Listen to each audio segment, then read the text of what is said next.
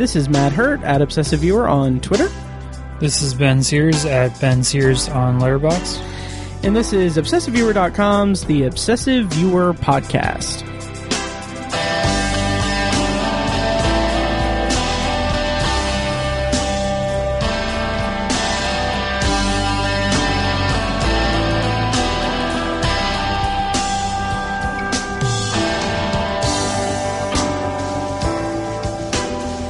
Hello and welcome to The Obsessive Viewer. We're a movie and TV podcast that covers a specific topic, be it genre, trope, movie, or show each episode. You can find more of our work at ObsessiveViewer.com, and you can also like us on Facebook and join the Facebook group at Facebook.com/TheObsessiveViewer.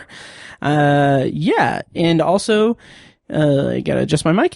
And also, if you want to support us on Patreon, go to patreon.com/obsessiveviewer, where at the minimum rate of $1 per month, you get access to exclusive RSS feed with content recorded exclusively for Patreon supporters. And at the $5 level, you get that plus commentary tracks. And at the $10 level, you get all of that plus early access to content and lost episodes. So check that out at patreon.com/obsessiveviewer. I am one of your aforementioned hosts, Matt Hurt, and with me today, as just mentioned, is Ben, a recurring co-host and contributor to the website. Ben, how is it going this evening? Fantastic. How Nice. are you? I am doing well. We are here to continue our ongoing odyssey through the Ebert's Great Movies list. This will be our 9th and 10th reviews of movies from the something like 374 stacked list. Baby steps. Yes. And I know we had mentioned that like the last episode we do of that, or the last review from that series should be the last movie that he reviewed, which was the Terrence Malick movie. I can't remember. Yeah. To the Wonder, I think.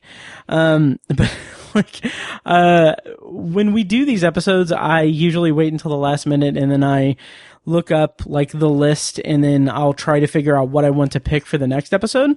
So like I was toying with it a little bit and like I was tweaking the list. I was sorting it by like the highest average rating, the most popular movie, all that stuff.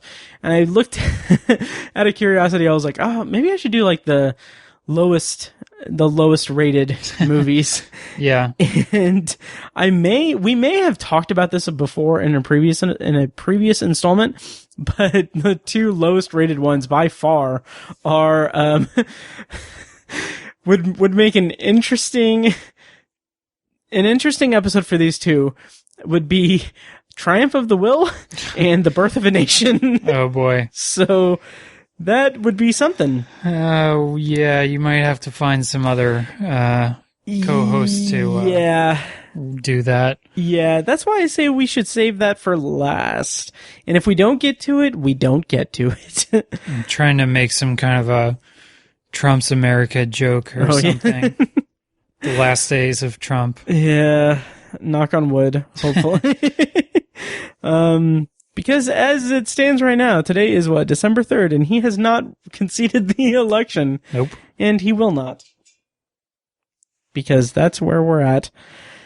So that's what's on the docket today. We're going to be reviewing 1991's JFK by Oliver Stone and 2001's Mulholland Drive by David Lynch. So I'm looking forward to talking to you about these two movies, especially because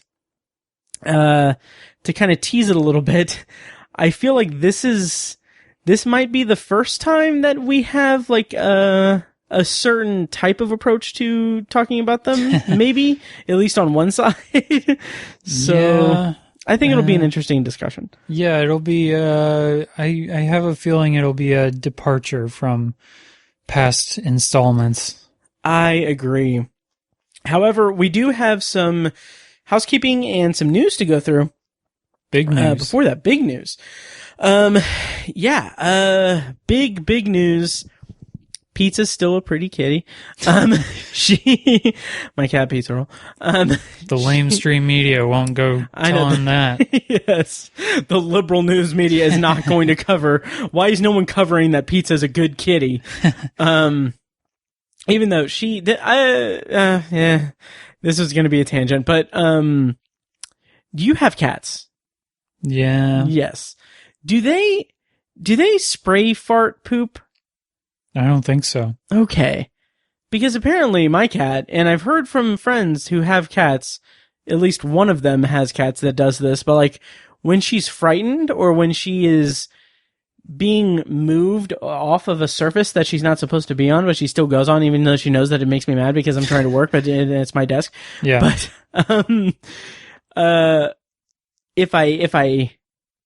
if I don't grab her, but like when I try to move her, sometimes she will do the little meow thing, but also she will fart spray poop pellets, like little droplets that stink so bad. Oh. So yeah, it's terrible. No, thank God. Okay. Never had to deal with that. Ugh. My cat's broken. But like, I bring that up because I've been working from home and I just got like I actually got like my desks set up to my liking, recently. And so I've been working at my actual desk instead of on this crappy ass, couch. So when I'm doing that, she crawls she walks onto the desk and she like tries to like get in my way. And like, she tries to like lay down in places that she's not comfortable laying down in. So like, I'll try to move her, but I'll know that this is something that she does. So I'll be very, very cautious too, because I don't want to have to smell it and clean it and all that while I'm working. I don't know. Anyway, might get really cut out of the episode. I don't know why. Yeah, yeah, it's par for the course. So anyway, tangent over. We have news to go through. I wanted to bring up this first one before we get to the kind of big to the industry news that happened today. But did you see that the news about Elliot Page? Yes. Trans, non-binary, came out as trans and non-binary and everything. So he's now known as Elliot Page. Netflix supports this and is changing the credits to all of his movies and stuff. So how did you feel about this news and everything? And did the internet piss you off about it at all? You know, I don't have Twitter, and this is one of the instances where I'm glad that I don't. Nice. And I very rarely read comments on news stories, and this is another reason why. I really need to do that. Yeah. Yeah. But yeah, good for him. Yeah. I don't watch The Umbrella Academy. My wife does. So, from what she has told me, it sounds like it doesn't really change his character in that show very much at all. So, yeah. Yeah. The reason that I kind of bring it up is like, I do read the comments sometimes just because I want to be reminded how shitty and terrible the world is. Why wouldn't you? Yeah, it just pisses me off. Like, there were two types of comments that I saw that was like widespread and everything. Like across, it wasn't like one person said this one joke or anything, but on one hand, just the cheap shot, transphobic, joking, and derisive comments about trans lives and everything is just so boring and hateful and like so casually hateful, and like it pisses me off so like I posted a thing where I was just like, imagine being so insecure and being so how did I phrase it? I don't know. It pissed me off so much. Imagine being so shitty and insecure or edgy, but that's really just the same thing, that you have to go out of your way to make a derisive comment on social media about an actor coming out as trans/non-binary. I don't see why some people are so threatened by other people's life experiences just because they don't match their own. Good for Elliot for coming out. Their statement is really powerful and heartfelt. And I'm so glad that I didn't get any pushback on social media about that, because because I can see people, because like the comments were just like, oh, well, I'm transvehicular and I identify as a truck or something. It's like, okay. Right.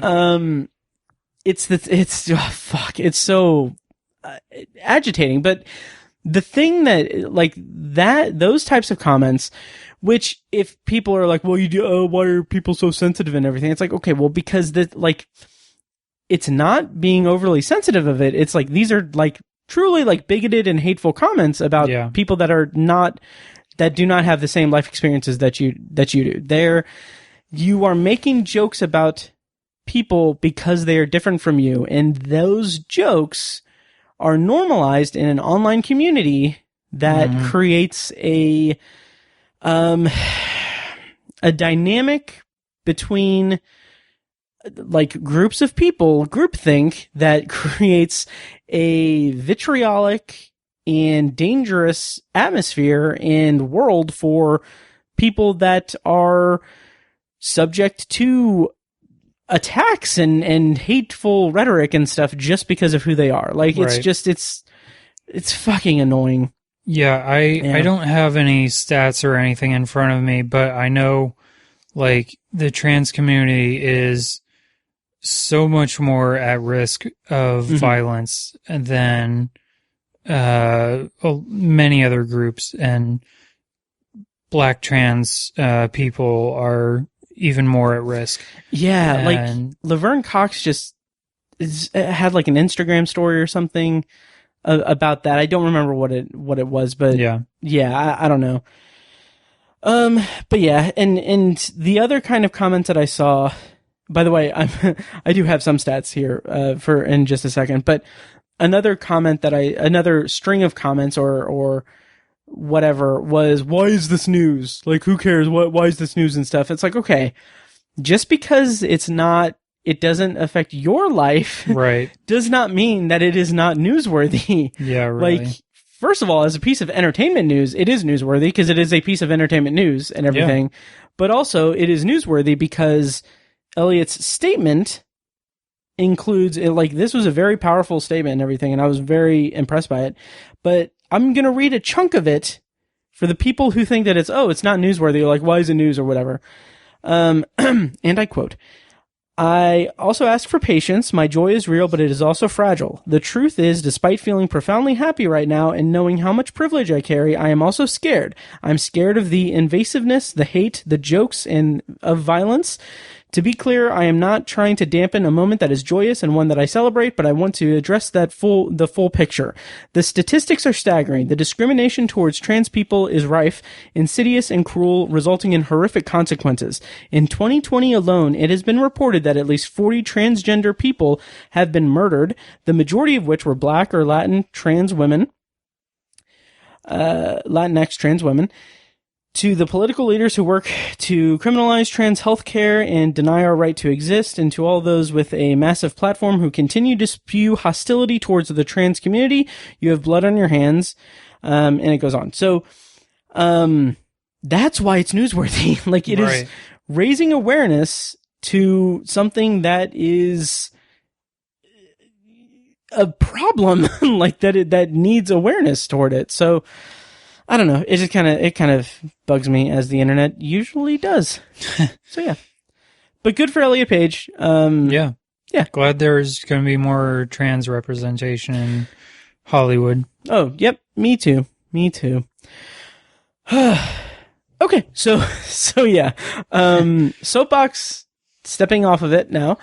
The other piece of news. This news broke today. That I don't have the stuff right in front of me, but let me pull that up here. I should have it very close by. Oh boy. let's see. Ingredients for hot Dr. Pepper. Here we go. Okay. Do you want me to read it? Yeah, if you want to. Okay. Sure. So the headline is Warner Bros to release all of its 2021 movies on HBO Max and theaters simultaneously. Which means Warner Brothers, the company that owns HBO and HBO Max, is going. So they're already, before today, they were already going to be doing this for Wonder Woman. Right. 1984. It's going to come out on Christmas Day. Mm-hmm.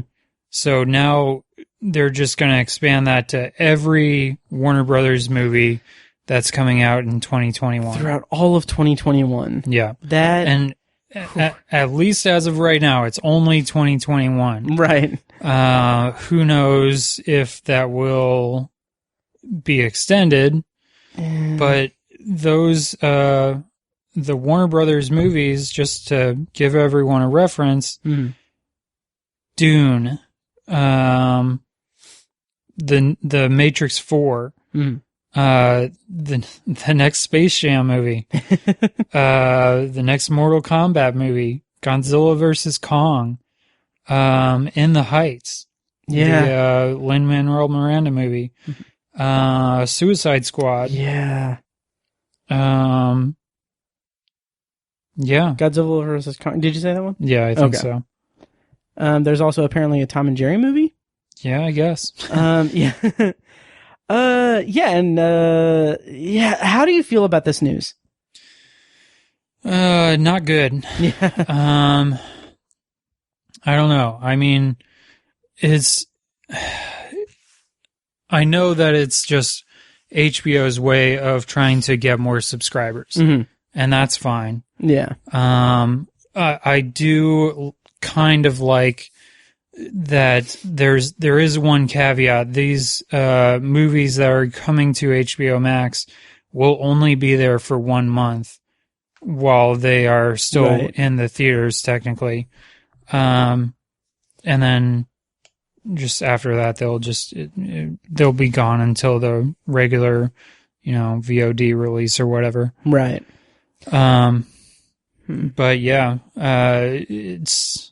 it just will. I mean, why would people be going to the theaters when they can just, I mean, especially with the 1 month window thing for that, like that. I mean, that is obviously very geared toward getting new subscribers to HBO Max. Yeah. Like, okay, you have 1 month to watch this movie, and then it's gone, but it's still in theaters and everything. Like, I get that. It makes me a little uneasy.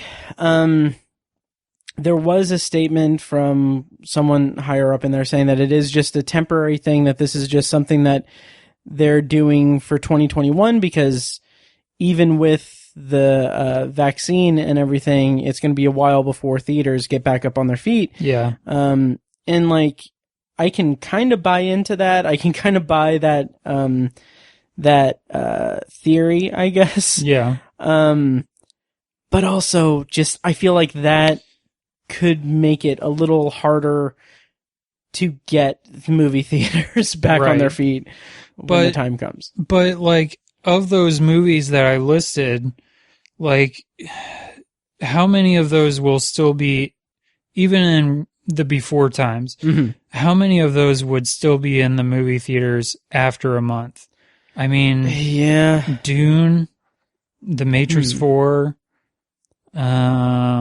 Godzilla vs. Kong. Maybe, yeah. Yeah. I mean, most movies, they fade out after like 3 weeks or so. Yeah, that's true. And that was, like I said, even before all of this, when people were still going to the theater and weren't worried about, dying. Yeah. that whole thing. Yeah. And yeah, that does make sense. And especially, so say hypothetically that the vaccine comes out and everything gets relaxed and everything, and theaters open back up. There's more confidence in having, wide releases in theaters and everything. So even if it is, I don't know. Even if that's the case, it's also going to be competing with in a perfect world, everything will be fine, and and there will be a massive just surplus of movies in theaters at all times. Yeah, because they have to release these movies from that were pushed from this year into next year.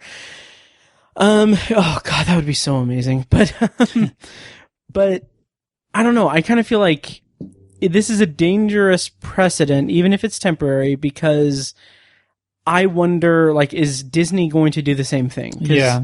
Yeah, because Disney has Soul coming out in a couple of weeks on Christmas on Disney Plus. They already played with the idea of premium video on demand with Mulan.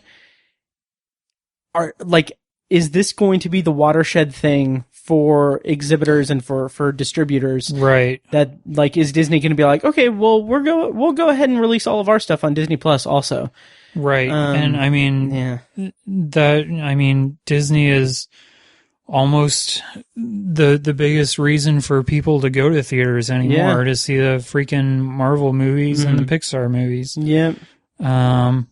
So I hope that more distributors don't do that. Yeah. The other thing that I'm afraid of is, like, I think it was just AMC that did this when Trolls decided to just go straight to VOD. And they said, like, we're not going to show any, what was it, Universal? Yeah, like they try to do like the Universal boycott or something like that. I hope that they're not going to do anything like that with Warner Brothers or any of those. Yeah, I mean, at this point, I'm sure they'll just take whatever they can get, but I'm sure they're not too happy with this. No, I think the CEO of AMC actually already made a statement about it, saying, like, yeah, this is not cool, right? Warner Brothers, not cool, bro. Yeah. Yeah. Yeah, Adam Aaron.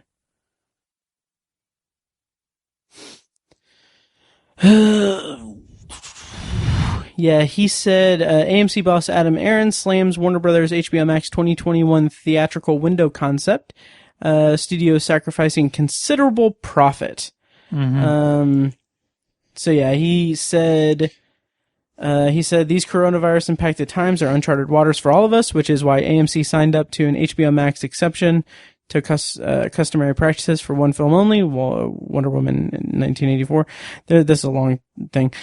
So I don't know. We'll see what happens, I guess. Now, I will go on the record and say, like, as of course, assuming that it's safe, I will 100% go and see Dune in the movie theater. Oh, yeah. I don't want to see that at home first. At least not the first time. Right. I don't want to see The Matrix 4 at home the first time. Yeah. I would love to see that in the theater. So, even if this window is still a thing and it's safe, I'll be going to the theater to see all the, like, not every single one of the Warner Brothers movies, but, you know, I'll go and see In the Heights, I'll see Dune, I'll see The Matrix, I'll see, I don't know about Space Jam. That might be where I draw the line. Right. Where you draw the foul line. Sure. You might bounce your way out of seeing that one. Although, you know, I think I'm sure I've said this before on the podcast. My 5-year-old loves the Looney Tunes episodes on HBO Max. So I'm sure if I tell him, hey, there's a new Looney Tunes movie out, he will 100% want to go and see that. Nice. So yeah. I just had this thought, like, I haven't had this thought this year. Well, not really, but I just realized that if and when things get better and the world gets back to normal, I'm kind of eager to see how many, and this is more just a personal like stats thing. I'm very eager to see how many movies I can see in the theater the first like full year back at the movie theater. Because I'm going to be so just like, I'm going to be craving that so much that I feel like I'll see a lot more without getting burnout than I would have previously, which I have a pretty high tolerance for that. So it'll be interesting. Yeah. You know, that kind of pivots me because I was going to ask you this before all this news came out. So I saw on the news, I think it was yesterday, one of the timetables, the potential timetables for a vaccine would be like December 15th for one of them and maybe this 22nd for another one. So say they come out with a vaccine and it's totally safe and you're willing to get it, and President Donald J. Trump calls you up and says, Matt, take the vaccine. It's okay. You can be first in line. So you go and get the vaccine. How quickly after that are you going to the movie theater? Like, are you going to go on Christmas Day and see Wonder Woman and whatever else is out there? Honestly, maybe. Yeah.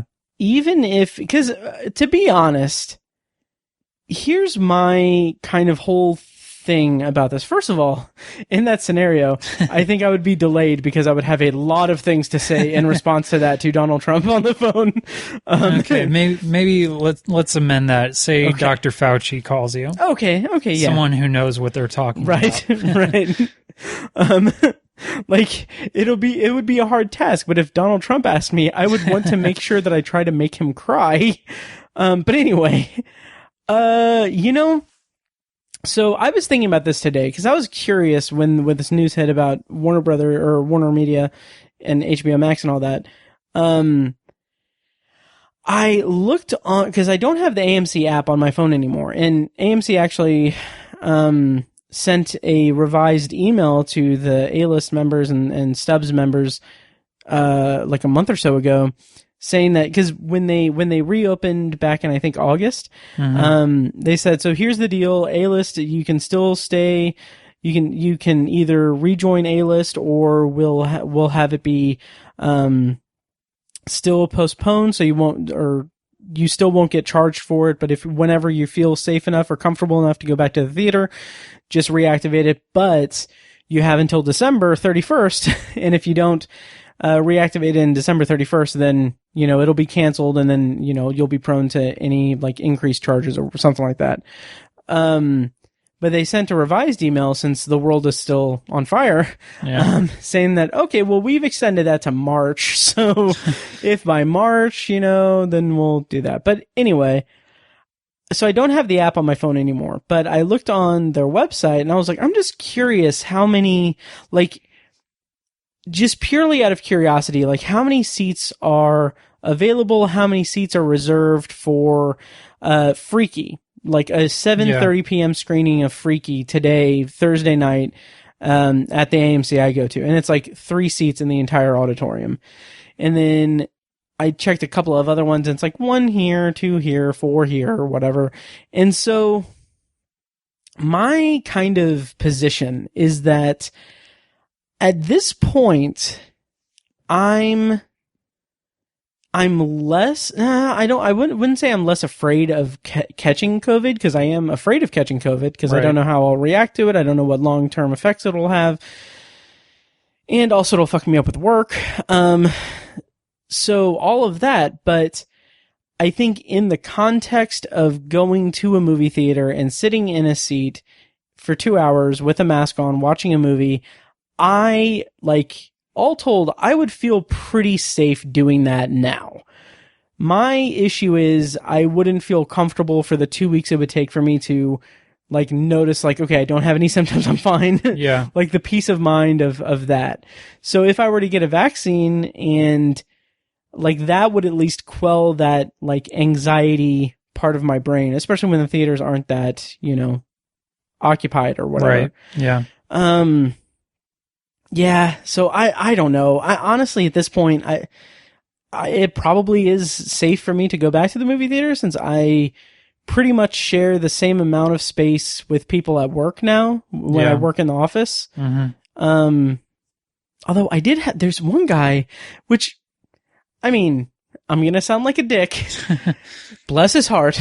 An older guy that works in the office that I work in, his heart was in the right place. And hey, more power. Like, this is a super nice gesture.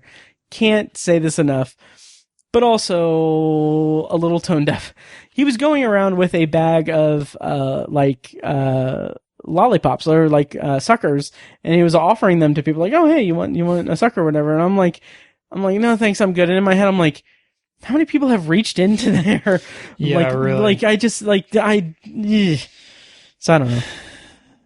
What's your comfort level with all of that, with the theater and everything?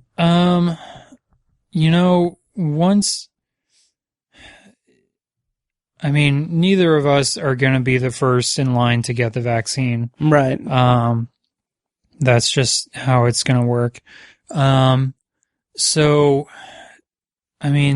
to see Wonder Woman, after that, what else is there coming out? Yeah. That's mostly what I was thinking about. What is it that's coming out in April? I don't know. But yeah, I feel like once the vaccine comes out, I will be less hesitant. I feel like I'll be okay going to the movies again. Yeah. Once the vaccine comes out. Nice. Yeah. Yeah, me. That's how vaccines work. Right. So I've been told. Yep. Well, I've learned some other things about vaccines thanks to Facebook. Yeah. So I'll tell you about it off mic. All of our friends from high school that are certified doctors and immunologists. Yeah, that reminds me of, I don't know, just some of the stuff that I, have seen in life. Some of that, people talking about how, it's a tangent, of course, but some of the stuff, people saying oh, so you're going to listen to Dr. Fauci? He just said the other day, this is months ago, he just said the other day is that ideally you would wear goggles to protect your eyes. Are you going to listen to them? It's yeah, he's the fucking leading person, and that he's an expert on this thing. He is an expert. Yeah. I knew you in high school, dude. I don't know. So yeah, so we'll see. It'll be a triumph, hopefully, whenever we do get back into the theater. But yeah. At least we have some options now with home release, so I guess. Having said that, are you still going to get Disney Plus for Soul? I guess. Yeah. Unless there's some other way I can get it. Yeah, I guess. Yeah. I still want to see Hamilton, so I may, I'll watch those two and then cancel it. I don't know. I'll probably still get it. Nice. Was the movie that's coming out in April No Time to Die? Yeah. That would be it. Yep. I'm just looking at all the releases. God, I want things to go back to normal. Yeah, so that'll be interesting. Yeah. Okay, so that'll do it for news, and I think we're going to go ahead and jump into our featured segment on this episode of The Obsessive Viewer. It's part 5 of our Ebert's Great Movies List review series. Here is the stinger for that segment. No name is more synonymous with film criticism than Roger Ebert's. Even now, my voice is reaching millions throughout the world. Millions of despairing men, women, and children. People say, do film critics have too much power?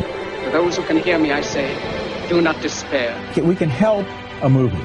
We can help a movie by sharing our enthusiasm. We can't necessarily hurt a movie that is destined to be a big hit anyway. You, the people, have the power to make this life free and beautiful, to make this life a wonderful adventure. And then Roger Ebert gets What up. I find very offensive and condescending about your statement is nobody would say to a bunch of white filmmakers, how could you do this to your people? Let us all unite! All right. So, if this is your first time listening to this series of episodes on the podcast, the concept is that Ben and I each select a single movie from Roger Ebert's great movies list and review/discuss them in a special series of podcast episodes. The kind of quote that embodies the idea of the Ebert's Great Movies list is from Roger Ebert himself, in which he says, quote, "One of the gifts a movie lover can give another is the title of a wonderful film they have not yet discovered. Here are more than 300 reconsiderations and appreciations of movies from the distant past to the recent past, all of movies that I consider worthy of being called great." So, this time around, I think I selected JFK, and Ben, you selected Mulholland Drive.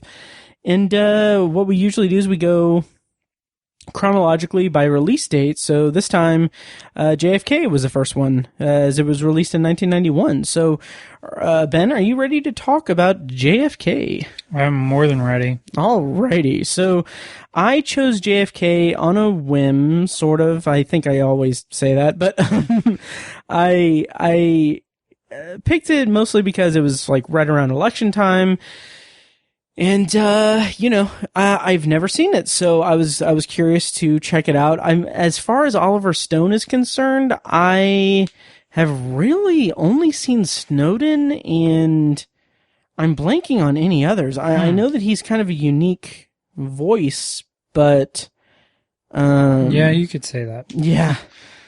Natural Born Killers. Never saw it. Really? Yeah. Never. Oh, I saw Platoon. Okay. But it's been a long time ago since I've seen Platoon. Let's see. Never saw Savages. Oh, I saw W in World Trade Center. Okay. Okay. In Any Given Sunday. Yeah. Okay. I mean, I've seen some of his movies. It just never really left that strong of an impression on me, or I watched them back when I was young and before I really developed any real taste in movies. Uh-huh. So, but yeah, I know that he's kind of an acquired taste in a little bit. What's the word I'm looking for? Controversial, I guess.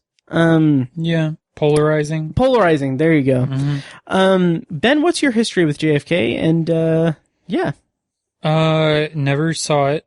I'm looking through here to see which Stone movies I have seen, and I have also seen Platoon. Mm-hmm. It's been a little while since I have seen that, but I liked it. Natural Born Killers, hated that. Oh, interesting. Saw World Trade Center. Mm-hmm. Long time ago, and I just like you, I mean, that was before I had any kind of opinion on what was good and not. I saw Savages a couple weeks ago, and that was also terrible. Huh. I meant to watch, or I wanted to watch at least like Wall Street or what's the other one? He's got a couple that are on streaming. Or I kind of wanted to see W just to get a little more of an informed opinion. But yeah, I mean, I had never seen JFK. Didn't even really know what it was about. I kind of figured, you know, he did one about Nixon and W, and those were more kind of straightforward biographical movies from what I have heard. Yeah. So I kind of figured that was kind of what we were in for with this, but I was totally and completely wrong. That is really interesting. Wow. So you didn't know that it was about the conspiracy and all that? I feel like I've heard people talk about it kind of in roundabout ways, but no like plot specifics. Okay, and just to bring us into the actual movie, I forgot to read the plot summary. JFK, directed by Oliver Stone from 1991. The plot summary is, this acclaimed Oliver Stone drama presents the investigation into the assassination of President John F. Kennedy, led by New Orleans District Attorney Jim Garrison. When Garrison begins to doubt conventional thinking on the murder, he faces government resistance, and after the killing of suspected assassin Lee Harvey Oswald, he closes the case. Later, however, Garrison reopens the investigation, finding evidence of an extensive conspiracy behind Kennedy's death. So I hadn't seen either. I knew that it was about the conspiracy and everything. The most I knew more about the feel of it through pop culture references. Okay. So there's an episode of Seinfeld where they basically riff on this. They do like a parody of this with Kramer and Newman, who Wayne Knight is in the movie. It's funny enough. Where they're talking. It's when Jerry is friends with Keith Hernandez, the baseball player, and Kramer and Newman have this weird thing where they think he spit on them or something, or he thinks they spit on him or something like that. And so they do like a whole thing where it's like, where they're trying to figure out like what exactly happened, where the spit came from. It's a whole riff on the Zapruder film and everything, and that whole moment in the movie. Okay. So I knew that, and that's about it. By the way, should we say we're going to go into spoilers for both of these movies, just blanket, or should we do non-spoiler and spoiler? Is there much to spoil with JFK? With JFK, no. With Mulholland Drive, yes. Oh, yeah. We'll get to that when we get to it, but let's just go ahead and say we're going to spoil JFK. Kennedy gets assassinated. Sorry, people. Yeah. So yeah, I would say if you haven't seen it, check it out on HBOMax, but not available on there anymore. Yeah, a couple days late for that. Yeah. But available to rent on VOD. There you go. Yeah. So I had expectations for this, but also, it's been a while since I've seen an Oliver Stone movie, so I wasn't sure exactly where to, where my expectations should lie with going into an Oliver Stone movie. Watching it, I had a couple of thoughts, and I think my first thought, and then we can get into like the plot mechanics and the interpersonal dynamics and everything about it, but the thing that this is like a 3-hour movie, 9-minute movie, the cut that we saw of it, at least. I think the director's cut is a lot longer, like half an hour longer or something. Yeah, I saw something on Letterboxd about that. Okay. And I was not aware that there was a different cut. Yeah. That's part of the thing that sucks about streaming, is you're never really sure which cut it is. Yeah. I agree. But we watched the not director's cut. Yeah. And so it's like 3 hours and 9 minutes long for about 2 hours, about 2.5 hours, right up until the point where we get to the big courtroom scene, which I love a good courtroom scene. Yeah. I really do. But up until that moment, I was going back and forth in my mind, wondering, does Kevin Costner know how to act? I'm aware that he, was a very big actor in the 90s, and he was popular, he was famous, he was prolific and everything. He's the star of several highly acclaimed movies and stuff. But watching JFK, I'm like, the fuck is he doing? I could not get into his performance at all in this movie. And I think part of that is the writing, because there are moments where the whole premise is he as Garrison, he is the audience conduit. He's the person who is obsessed with the assassination. He's obsessed with all the different, the disconnected theories, and he's obsessed with, on one hand, finding the truth, and he's enraged by the fact that he has been lied to as an American citizen. And those are very powerful things. Those are very like dramatic things. Mm-hmm. But for me, the movie takes such a screeching halt any time it diverts over to his family life and his home life. And I think Sissy Spacek, as his wife, like complaining about his obsession and everything, because it just seems so surface level, so so perfunctory. Yes. Mm-hmm. It's just like, no, I'm leaving you now. I'm gonna leave you. And it's like, no, don't leave. I'm just like he's so wooden. And like the next time you see them, they're all back together again. Like nothing happened. Yeah. They're in the courtroom supporting him. Yeah. Exactly. And like, and they have like moments where it's like the movie doesn't get into the family dynamic the way that it just pays lip service to it. So like, there's a moment like that scene that we just referenced.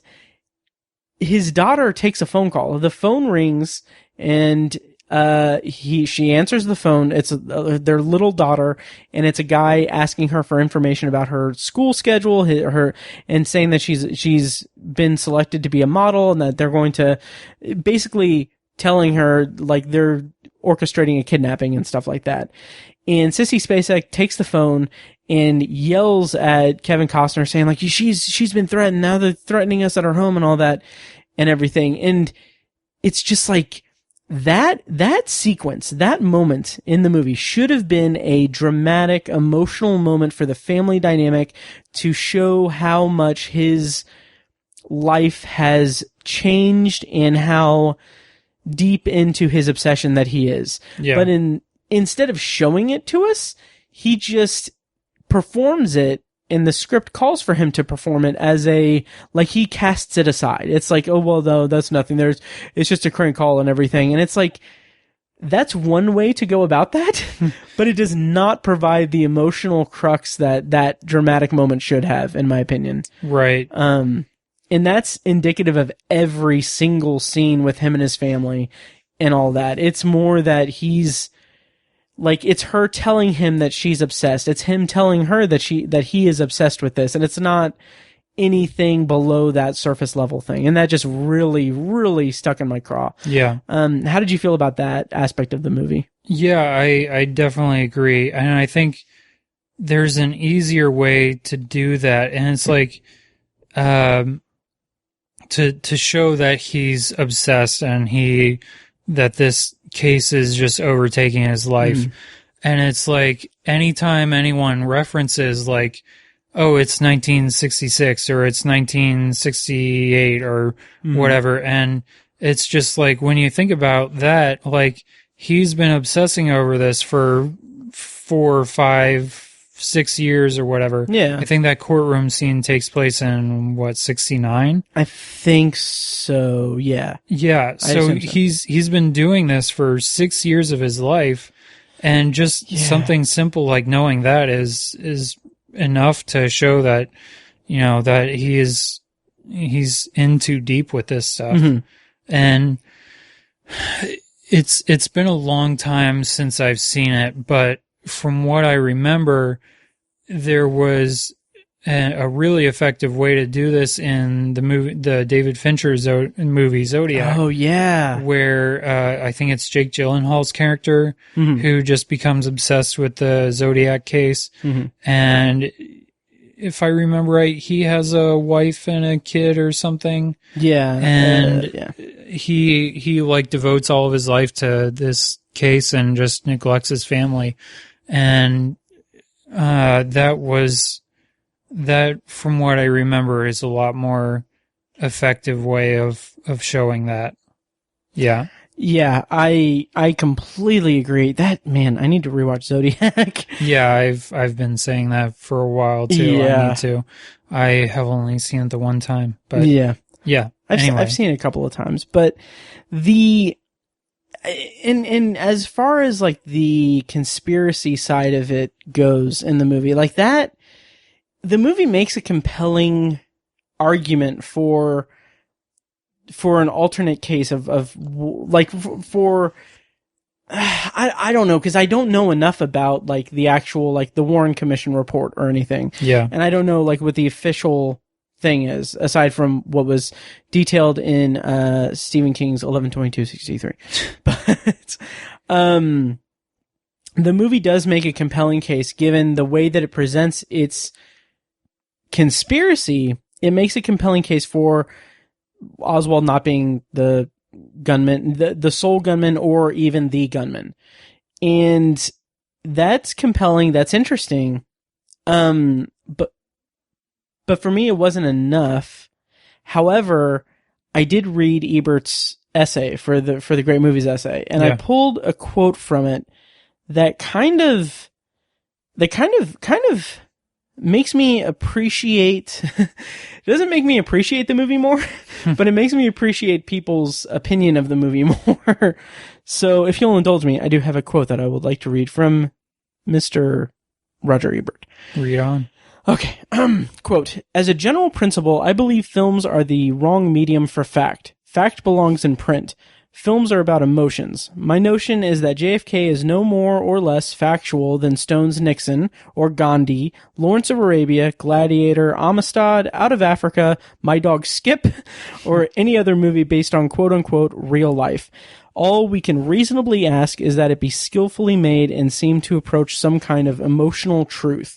And he goes on in his essay to talk about how he feels that JFK is a masterpiece because it captures the emotion of the people who, like the American people who lived through the assassination in 1963 and the feeling of not being told everything and there being the truth about what happened being concealed and the idea of being lied to by your government. And he says that it's masterful that Oliver Stone was able to capture that emotion on film through the way that he made JFK. And that kind of leads me into the thing that I liked most about this movie, or found the most resonant about the movie, is that again, it's the script telling us instead of showing us it, essentially. But there are several moments where Kevin Costner says how he feels betrayed and how he feels that he has been lied to by his government, by the American government has lied to him. And he feels like that is a dangerous precedent to set. That is a dangerous thing. Like, he is afraid for the future of the country when the government that is meant to, like the government officials who are meant to uphold the law and to guide the democracy are hiding shades of fascism and the roots of fascism within the American system and everything. And like those ideas, not to be too obvious, resonated a lot today. Yeah. In a very unique way for me that I wasn't expecting. It hits a little different in this late 2020 post-election days. Yep. Yeah. I kind of had that thought as well. Like the just how blissful it would be to live in a time when conspiracy theories actually made sense, right? Or at least some sense. Yeah. Did you see that clip of the Trump campaign's like star witness against the I say that with quotes, against about voter fraud that kind of went viral? I think I saw a headline about it, but I didn't see the actual video. I might pull audio and put it here, but essentially it's this woman who I guess was a poll worker that she is testifying, or she's giving her statement like in wherever, and Rudy Giuliani's next to her, and she is saying that she's saying that, I don't know, the kind of the root of it is that she sounds either intoxicated or high on pills. And it's just insane. Like, it is insane. I'll put a clip here of audio from this here. I know for a fact there was illegal activity going on there. People have pictures of people carrying ballots out of that place. There is pictures of vans full of ballots coming out of that place. These Democrats took every avenue possible to commit fraud in this election. The poll book is completely off. Completely off. Off that 30,000? I'd say that poll book is off by over 100,000. That poll book. Why don't you look at the registered voters on there? How many registered voters are on there? Do you even know the answer to that? No, I guess I'm trying to get to the bottom of this here. Zero. There's zero. So, my question then is, if the guess how many? Wait, what about the turnout rate? 120%. Why we're not seeing the poll book off by 30,000 votes? That's not the case. What did you guys do? Take it and do something crazy to it? So how many ballots would you estimate? Yeah, and it's just it's insane. And like now I'm wondering like how I wonder if the Warren Commission had anything like that. Like some drunk woman talking to Earl Warren about the assassination. Yeah. Well, I thought that the grassy known. Speaking of real stupid conspiracy theories and just quick tangents. Yeah. I did see the newest QAnon theory. God. Joe Biden broke his foot, and people are saying that he only is wearing a cast now because it's covering up a house arrest anklet. Oh my fucking God. Trump has arrested him. Are you fucking kidding me? I mean, prove him wrong, Matt. Do your research, man. So I went on down a rabbit hole of seeing like a comment thread on a news article on Facebook, but like there was a comment thread of people saying like, why don't you do your research on everything? And then people saying like research like on YouTube, like or whatever. And then like the person was like, no, I don't get my research there. I do your research. I research on my own. And it's like, well, tell us what is it? And she's like, do your research and everything. It's like, just if I don't hear that fucking phrase again. Yeah. But I can't. That's God damn it. I had made the joke on Twitter. I had said something like, don't believe the liberal news media that Biden hurt his ankle playing with his dogs, because clearly he did it because he was using his foot to sweep millions of votes or millions of ballots under the rug. And everything. Wake up, sheeple. Yeah. But you're onto something. Yeah. Did you ever watch The West Wing? No. Okay. So the very first episode of The West Wing, all of the White House staff is being paged. Cause like the beginning of the episode is each individual one like doing their normal life and everything, and they getting a page on their beeper because it's the 90s, and like in getting messages and stuff saying like POTUS needs you, or POTUS, there's something with POTUS. And then like the end of that cold open is like, it's someone saying like, whoa, your friend POTUS has a funny name. And then he's like, well, it's not his name, it's his title, President of the United States. And then credits. But the thing, that's the pilot episode, and the whole plot is that, or the plot of that is that Bartlett, the president, had hurt his foot on while on a bicycle or something. Mm-hmm. And so Bradley Whitford, who was on The West Wing and everything, tweeted after Biden hurt his ankle saying like, in my experience, presidencies that begin with a foot injury are often pretty good. And I was like, that's cool. Nice. That was pretty cool. So yeah, JFK.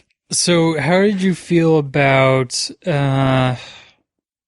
let's see. So one of the things that I have read, like a bunch of people on Letterboxd, and Ebert mentions this, is the editing in JFK. And how did you feel about how that came together? I thought it was unique. Like when I think Ebert references I think it's a restaurant scene. That scene where they're going through, the different theories or they're going through like a timeline, I think. I can't really remember. But where it's several characters at dinner at a restaurant and it's flashing back or it's flashing to different kind of things. That was unique. That was cool. That was interesting. Mm-hmm. But that effect when Donald Sutherland popped up and did his thing, like that's when I was like almost, I mean, I was kind of like I was struggling to hold my attention on it. So it's a bit of a mixed bag. How'd you feel about it? I didn't really notice it as well as I probably should have, but I did like how, all the flashback scenes are in black and white, and I liked how easy it was to differentiate from that and the present day. So I liked that decision. And then, like, the courtroom scene when he's explaining all the different theories, I liked how that came together visually. I mean, that can't be something that's easily done. Right. So I liked that. I thought that was... We'll come back to this in a minute, but this movie won 2 Oscars, and one of them was for Best Editing. Yeah. The other was for Best Cinematography. So, I think Best Editing, that's a pretty solid win. I can get on board with that.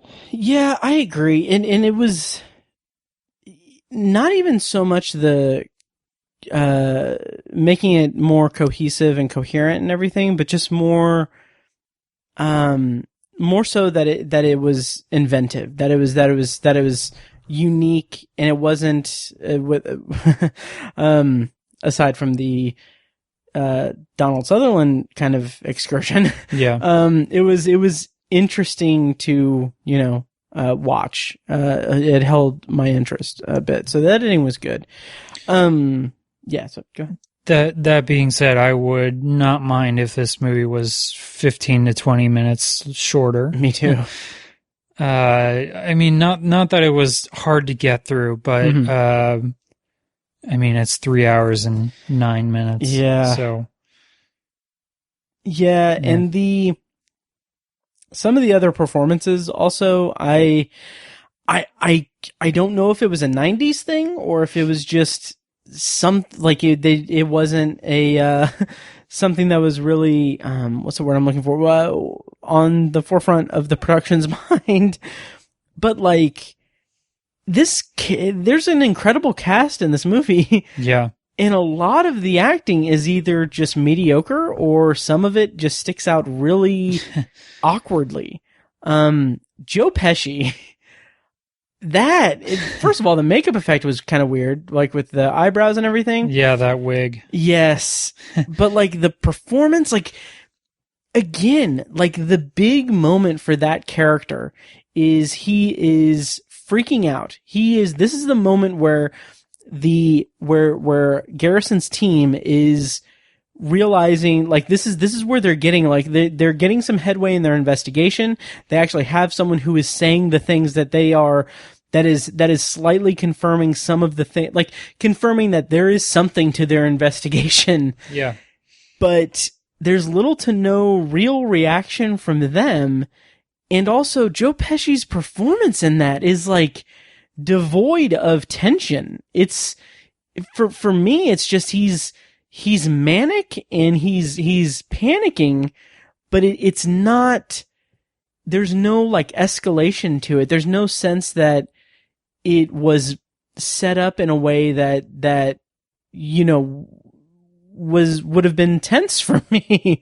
I don't know how else to describe it. Did you have any problems with that, or did you like it? I kind of did like Pesci's performance. Although that being said, I was massively distracted by A, his wig, and B, his southern accent. Yes. I think to go along with your point about the supporting cast and their unremarkableness, I think part of that is because most of them have these ridiculous New Orleans accents. Yeah.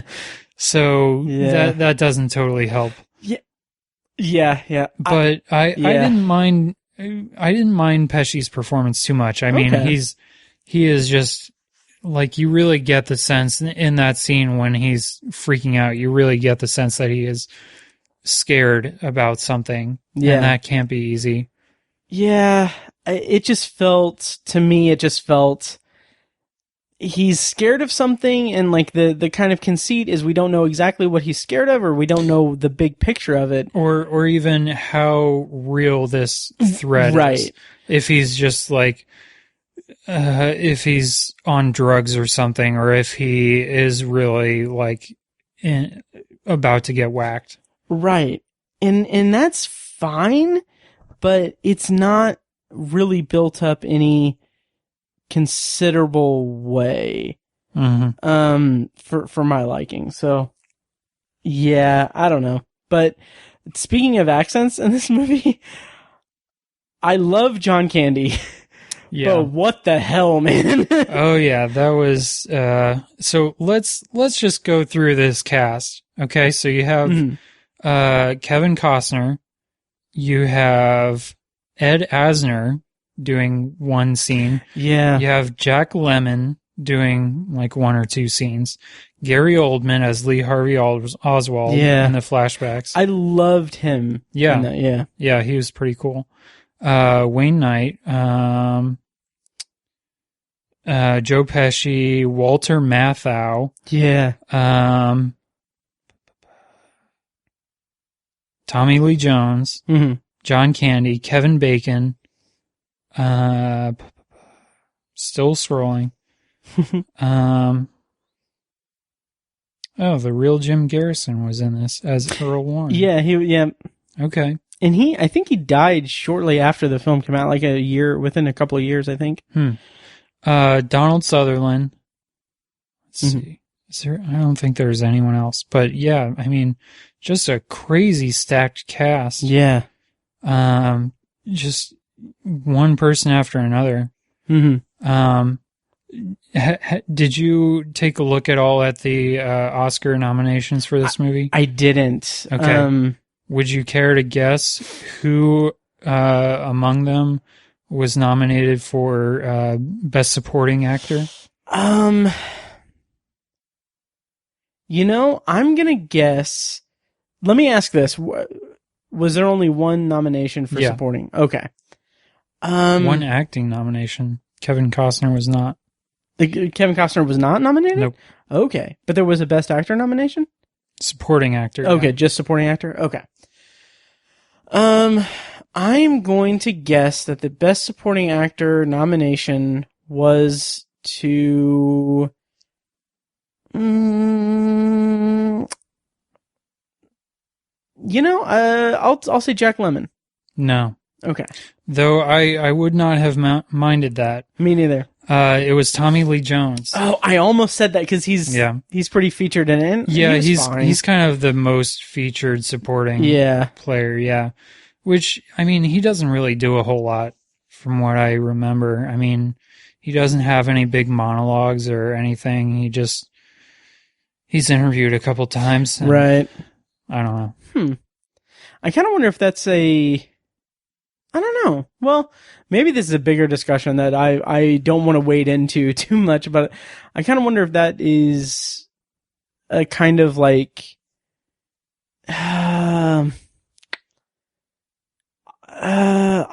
Oscar bait performance, but like the Academy wanting to nominate him because of the character's homosexuality kind of thing. Yeah. I'm thinking I like was early wondering 90s. that too. Yeah. Yeah, I don't know. We may never know. When you go and look at the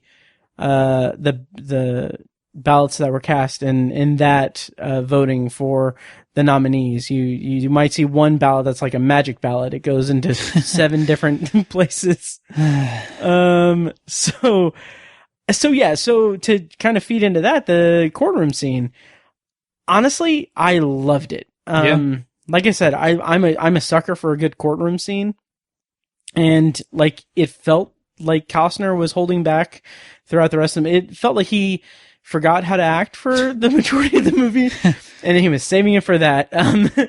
It's like they filmed that scene in the first couple of days of shooting, and then he accidentally bumped his head and forgot how to act, and they filmed the rest of the movie. Or he was just so exhausted. Because like the thing that I kept thinking about when I was watching that, he gives the closing speech, and it lasts for a good like 10 minutes or so. It's just a complete, I think, an uninterrupted monologue of just, these are the facts, this is blah, blah, blah, closing argument like what lawyers do. And it just lasted forever. So, I don't know, maybe he just got tired. Yeah. I can only imagine like how long that speech must have been on the script. Oh yeah.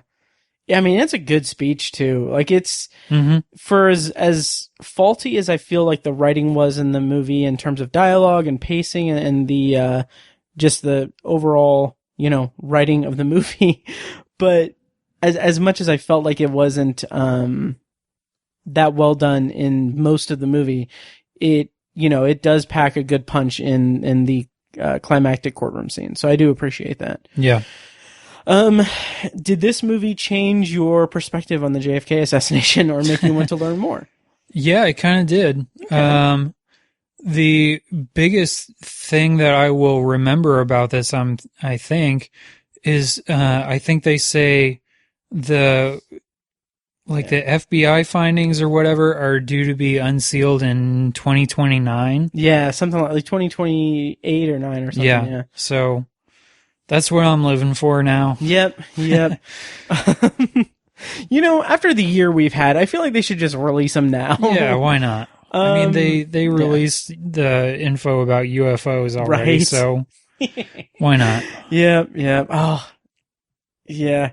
Well, I'm not going to go on the tangent about the monoliths or anything, except to say that monoliths have been appearing on Earth, and disappearing and stuff.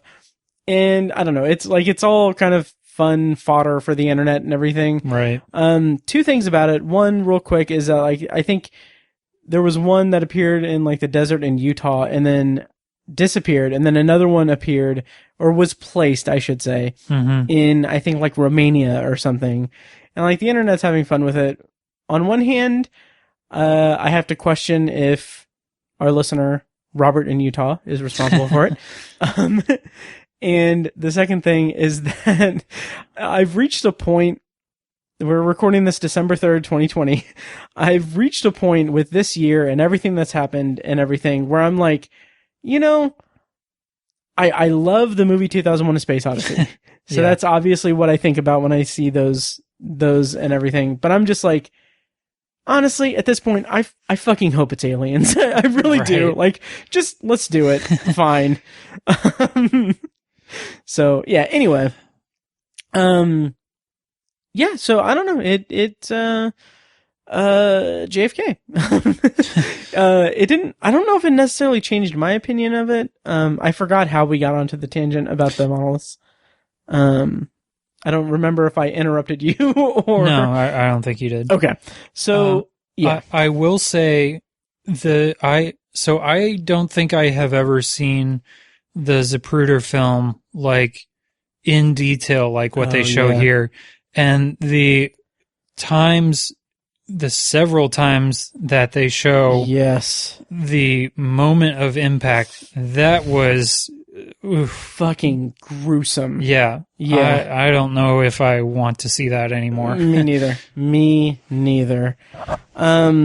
Yeah, I've seen that footage before, and it never. Right, like I've seen the distant video. I don't know if that's the Zapruder film, but yeah, I've seen like the distant, but nothing like that. That is for sure. Yep. Does it make you interested in reading and or watching the miniseries adaptation of 11/22/63 by Stephen King? I got bigger things on my list to get rid of first. Okay. I will say, my favorite Stephen King novel. Okay. Yeah. Yeah. It's about a teacher who goes back in time to save JFK. Yeah. It's such a good book. Tower Junkies Pod. Yep, Tower Junkies Pod. Thank you. So yeah, I actually did review 11/22/63 with Mike White on there, so check that out. So we've reached the point where I think we're done talking about JFK. So first up, thumbs up or thumbs down? I'll say thumbs up. Nice. Okay. Hesitant thumbs up. Yeah.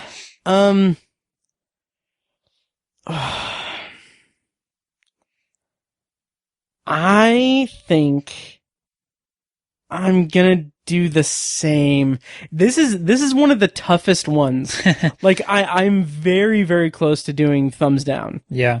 And I just think it's a well-made movie. It makes its argument convincingly. It's fun to see all those actors showing up. Yeah. Yeah. I agree. And I think if the courtroom scene at the end didn't deliver as much as it did for me, this would have been a resounding thumbs down for me. Right, yeah. Like it would not have passed the smell test with me. But I think the power of that and the resonance that it has for me today in 2020 as a viewer, like that attachment that I gained from it, or that connection that I made with it, that unexpected connection, saved it from a thumbs down, because the writing throughout most of it and the interpersonal conflicts and everything was just, I mean, it was bordering on really bad for me. Uh-huh. But those things kind of saved it. Yeah. Okay. And I still wonder, Kevin Costner, is he a good actor? Is he an actor? I don't know. I don't know what other, well, I know I've seen him in other stuff. I'm just trying to think off the top of my head what I have seen him in. Yeah. That I would be able to render a verdict on that.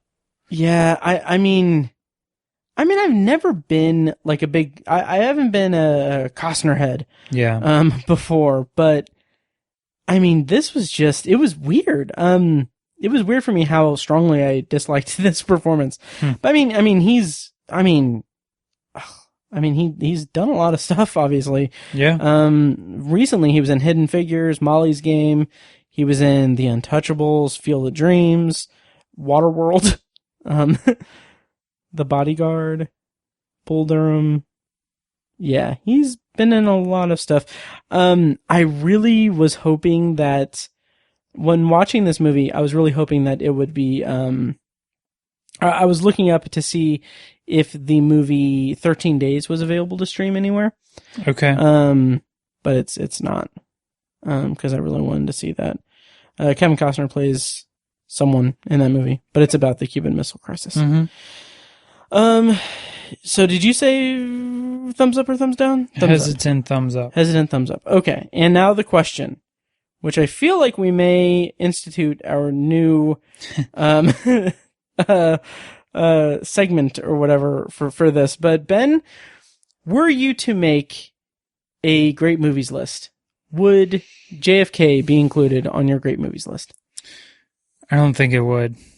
I have very little desire to see this movie again, and I think there are better movies out there that deal with conspiracies and obsession. Mm-hmm. So, yeah, like you said, Zodiac. I mean, Zodiac is the better version of this concept than just about anything else that I can think of. Mm-hmm. For me, it would also not be on a great movies list for me. I think I could see myself revisiting it at some point, but begrudgingly. So it is what it is. I didn't take to it as much as I would have liked to. It does have its high points, but not a great movie for me. Now, Ben, you pitched this idea. You went out to a field of dreams and you pitched this idea like a Bull Durham. And when I read this idea that you had, I mean, tears were just flowing like it was a water world.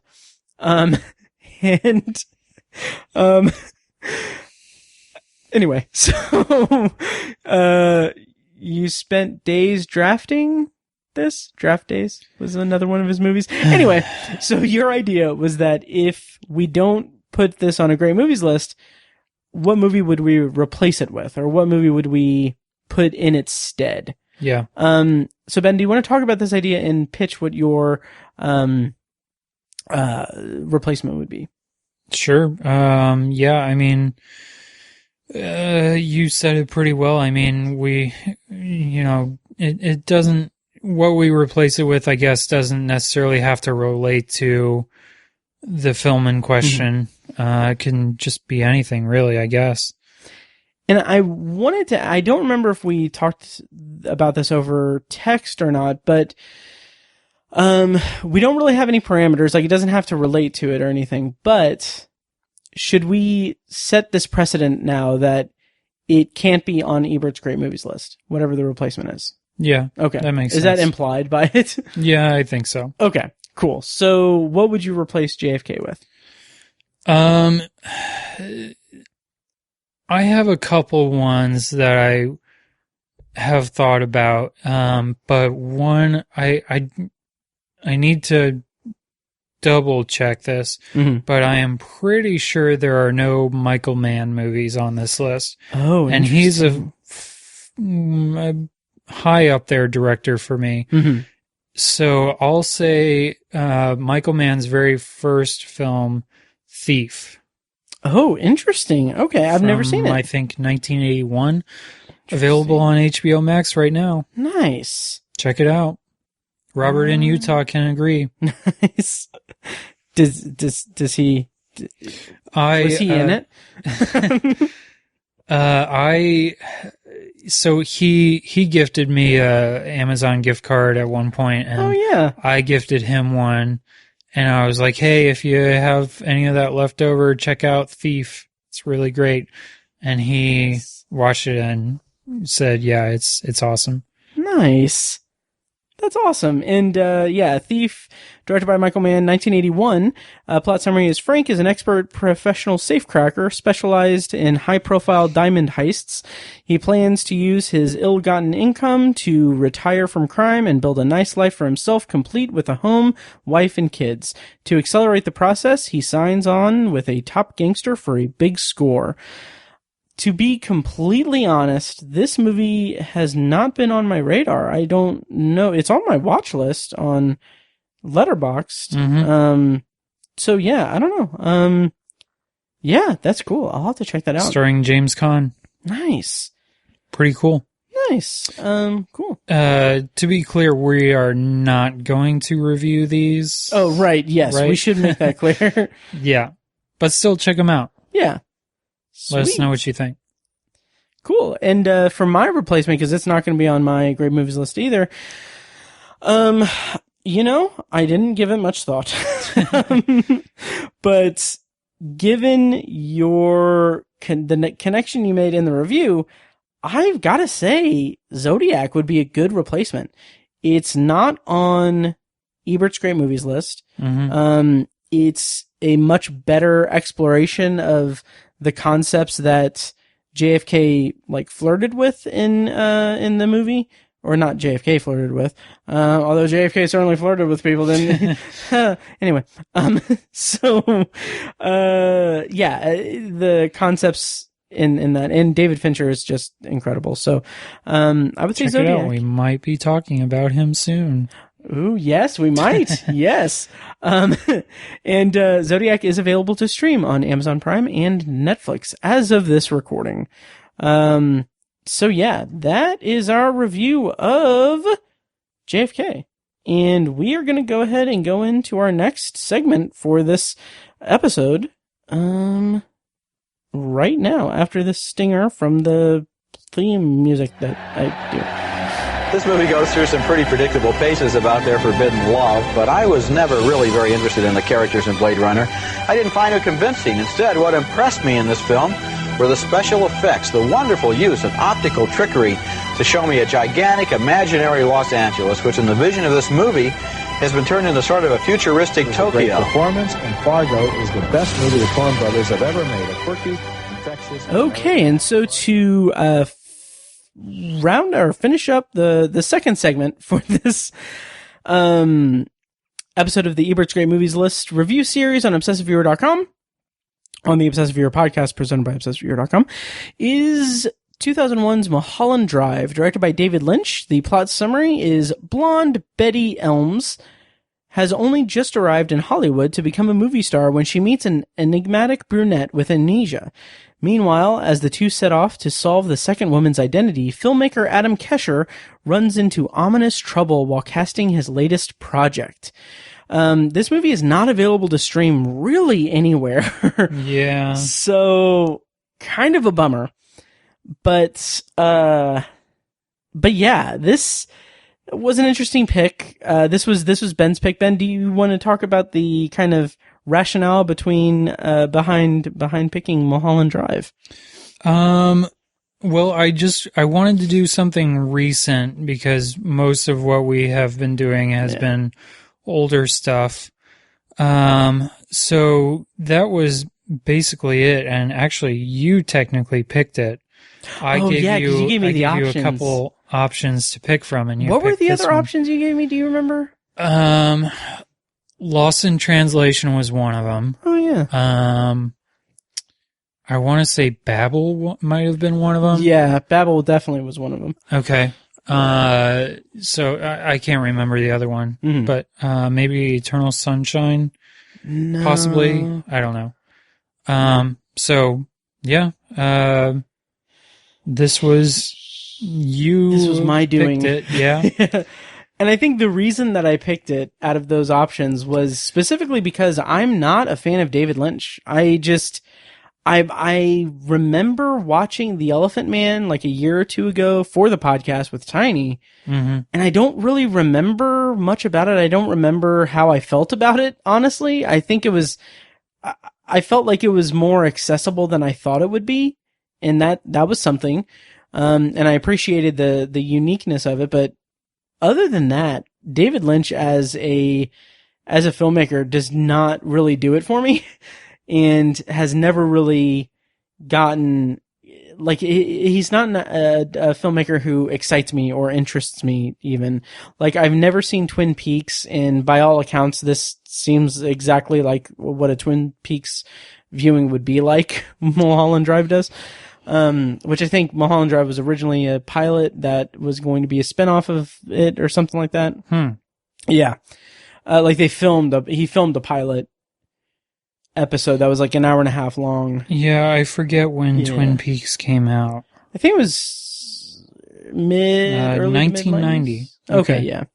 So he made the pilot episode of what would have been a spinoff or something. And then I think ABC or somewhere passed on it, and then he eventually made it into a movie, which was Mulholland Drive in 2001. I saw this movie in high school. And when that happens, a peek behind the curtain and into my insanity, when I've seen a movie, when I watch a movie today and I go to log it on Letterboxd, I'll log it as, I'll rewatch if I've seen it before. And most of the time that has no hiccups or anything. With this, I remember watching Mulholland Drive in high school, watching it now, I didn't remember anything about this movie except for a few things. And so I logged it as a first time viewing because, so don't come after me or whatever. But yeah, so Ben, how do you feel about Mulholland Drive? And I'll talk about my feelings afterwards. I am sort of torn on it. I just watched it for the first time a couple months ago. Nice. And I enjoyed it. Although there were parts of it that I didn't totally love or loved as much as I felt like I should have. Though I remember the feeling of like as soon as it was over, I wanted to watch it again. For reasons that we'll get into in spoilers. Right. But there are definitely like it definitely takes a while to get into. And this second viewing for me, that feeling was definitely still there. Okay. So that feeling of having a hard time getting into it? Yeah. Okay, interesting. Or I mean, I was paying attention to the little things a little bit more this time around. But it's still, there's still some moments that I feel like didn't totally need to be in there. So, I think I'm kind of like you. I don't know how I feel about David Lynch because this is the only movie of his that I've seen. Okay. I had planned or at least wanted to watch Eraserhead. That one's on HBOMax. I wanted to watch that and or Blue Velvet because I know those are two of his more or equally well-known movies. But I didn't get around to them. So this is the only movie of his that I've seen. I did get forced to watch Twin Peaks a couple of years ago by my wife, who I love very much. And just, I didn't care for it. Okay. So I feel kind of how you do. I will say I most definitely will watch the David Lynch version of Dune before the new one comes out. Yeah. So, that's just my experience with David Lynch. So I don't know if the rest of his movies are like this or if this is kind of a unique thing, but there are definite shades of Twin Peaks and Mulholland Drive. Yeah, there was. So we'll do non-spoilers, and then I'll put it like there's a timestamp in the show notes for spoilers. So this movie, so the first scene that we see, the first shot of it is this weird kind of ambiguous, like almost 60s kind of like dance music kind of thing. That's like against a sock hop kind of thing. Yeah. Against like nothing, a background of nothing, and it's so weird. And like when that happened, I was watching and I was like, oh fuck, this is gonna be a long 2.5 hours. Yeah. And so like I went into it with that kind of grudge against it. Like this is like I went in expecting it to be a slog. Like I knew, like I was aware of David Lynch's proclivities as a filmmaker, and I was aware that his style does not mesh with my viewing pleasures. And did you see that weird short film that he did like a year or two ago where he's interrogating a monkey about a murder on a train or something? No, I haven't. Yeah. I don't know if I will or not. Biased opinion. I'd say skip it. Okay. Like the internet went crazy over it, saying like, "Oh, this is such a weird thing," and I'm like, right. Yeah, it's a weird thing. And like I watched it. I don't remember how long it was and everything, but like I was watching, I was like, I don't like this. Yeah. So watching Mulholland Drive, non-spoiler. So this is a surreal, weird, dreamlike movie, and I appreciate that level of commitment to this ephemeral world that he's building through these characters' interactions and everything. The problem that I had with it for the majority of the movie, and I find this interesting too, that I have similar issues with both movies that we're doing in this episode. Mm-hmm. The majority of the movie, I was ready to count off and just be done. Like, this is, I had preemptively written in my notes a thing that I'm not going to say because I didn't end up feeling it, but I'm going to save it for a later episode that we do in case I have a strong opinion about something. So kind of keep that in your pocket. So I'm not going to say it now, but I will say that it was a struggle for me to get through this movie. And toward the end, when everything kind of unravels and comes back together, I was more into it. And we'll talk about that in spoilers, but everything before that, the ephemeral world thing, the weird the weird, almost soap opera-esque or soapy 90s TV acting and performing was just so off-putting and weird to me. Mm-hmm. I did appreciate the contrast of that in contrast to like the scenes of like the scene of her audition where like that's like the big like that's like one of the few big passionate moments. And I like the idea that it's like, okay, this performance that she's giving is the most passion we see in the movie. And like, there's something there, but it's also just so ill-defined that or maybe I'm too stupid to really articulate like why that was satisfying to me. But it was just, I don't know. It's such a weird movie for me. How do you feel about it? Yeah, there is definitely a lot of almost weird for weird's sake. Yeah.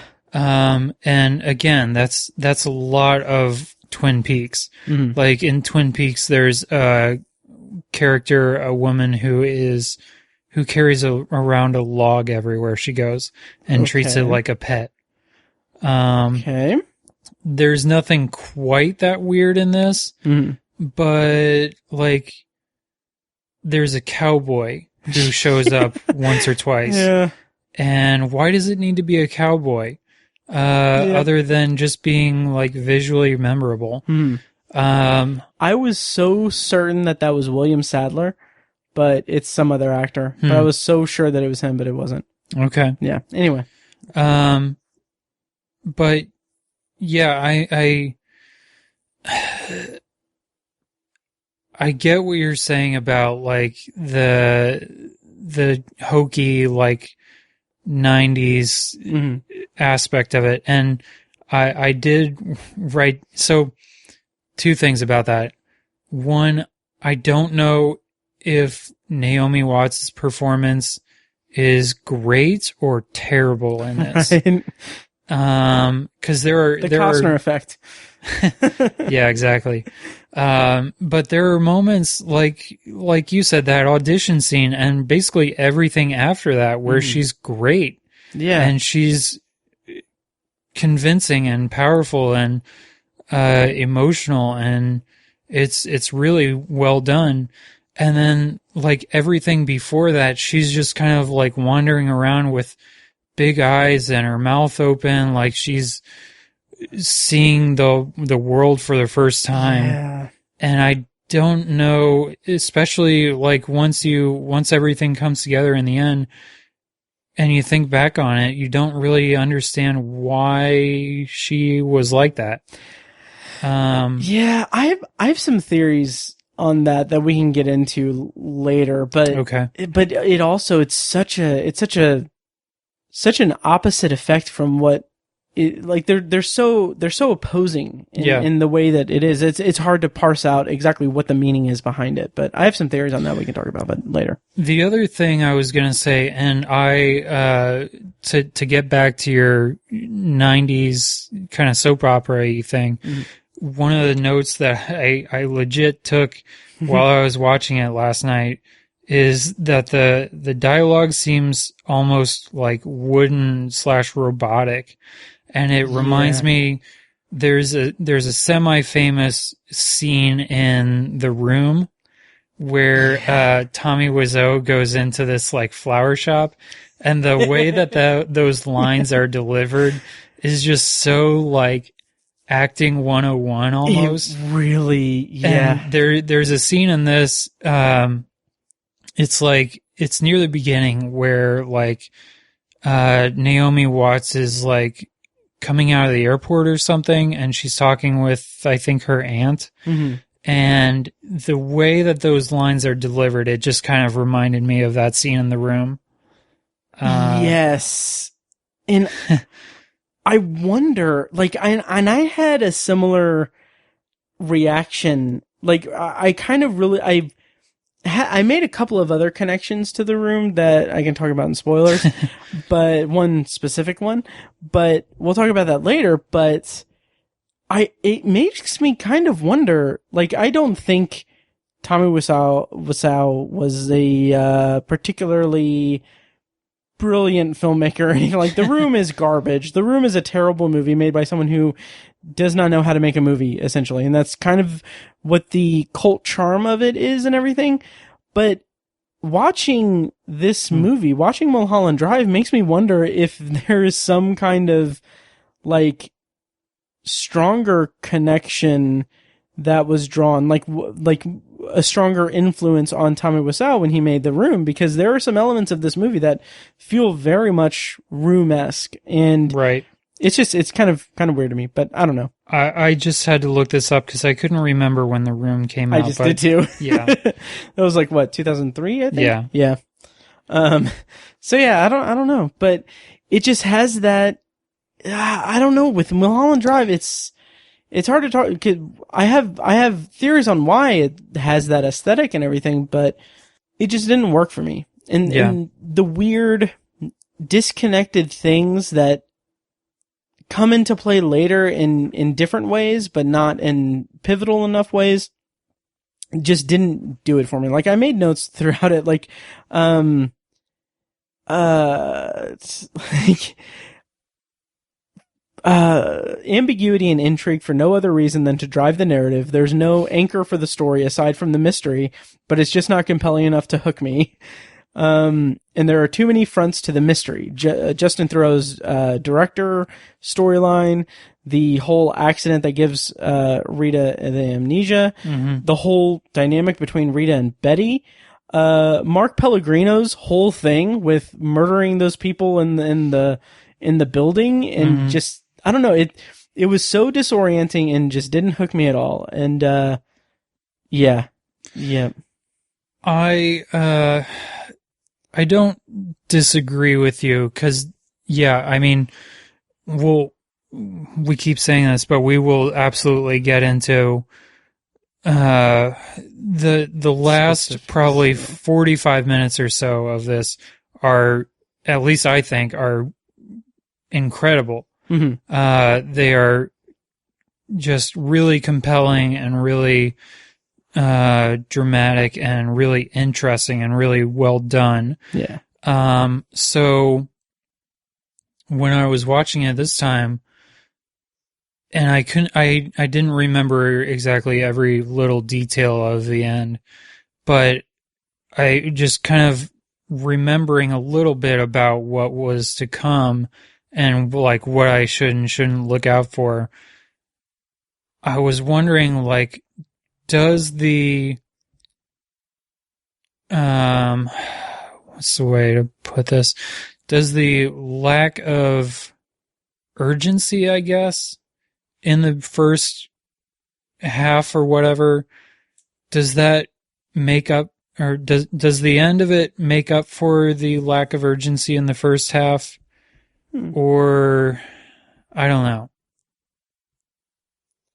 So, it's a very, very different tone for both segments. Like, this movie is separated into like two distinct sections. Yeah.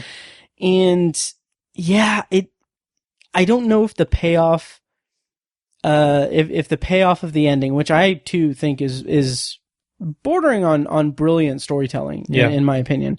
I don't know if it's enough to make up for lack of interest and lack of coherent anything in the beginning, in the majority of the movie. Yeah. Yeah, I don't know. We'll have to talk more about that in spoilers, but I will say I thought it was really interesting that we watched this movie so soon after watching 8.5. I was kind of thinking about that too. Yeah. That and Vertigo. Yeah. Oh, totally. Mm-hmm. Like in my head, I kept thinking like 8.5 was such a better fucking movie than this. But yeah, I just thought that was interesting, and it made me kind of wish that Justin Theroux's character was more pivotal in the movie. But right. I will say that this movie confirmed that he's a really good actor. Like he's weird in this, but I don't know. I like him a lot as an actor. So okay, yeah. Anything else to talk about in non-spoilers? Should we talk about the whole dream? 'Cause pretty much all that I have, and I didn't get a chance to reread the Ebert essay on this. I didn't get a chance to read it either. What I remember him saying about it is how well it conveys the feeling of being in a dream. Yeah. And that was definitely one thing that I was more cognizant of this time, is just the dreamlike structure and how not everything necessarily makes total sense. Right. And in that regard, I think David Lynch does a really good job of making this feel like a dream. And not just using that as an excuse to just do a bunch of dumb, weird shit. Right. Though, like I said, he does do some weird shit for unclear purposes, but there are much worse versions of the whole "this was all a dream" concept, you know? Yeah. Yeah, that's true. To create that type of aesthetic in a movie is difficult. Like it's an achievement in and of itself. Yeah. I did appreciate it, and I feel like he did nail that. He did nail what he was going for, and I feel like if I revisit this movie down the road with that context, down the drive, right? That was another thing. I kind of like, it would have been cool if we had just happened to match this up with 8.5, because that would have been an interesting double feature. But then another thing it would have been fun to do like Mulholland Drive and Sunset Boulevard.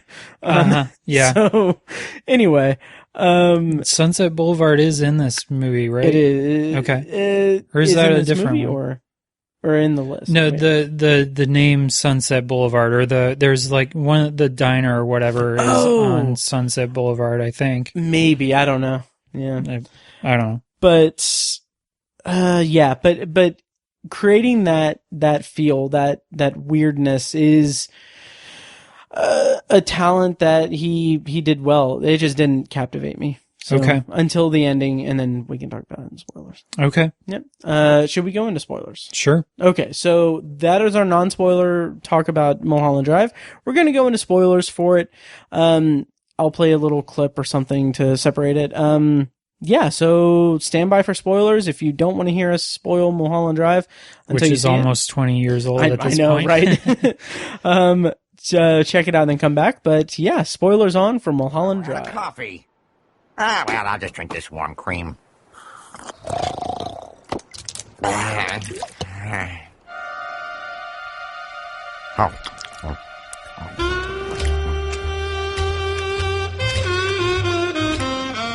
G freedom. L-E the news. This is Transmitter. Yeah. Huh?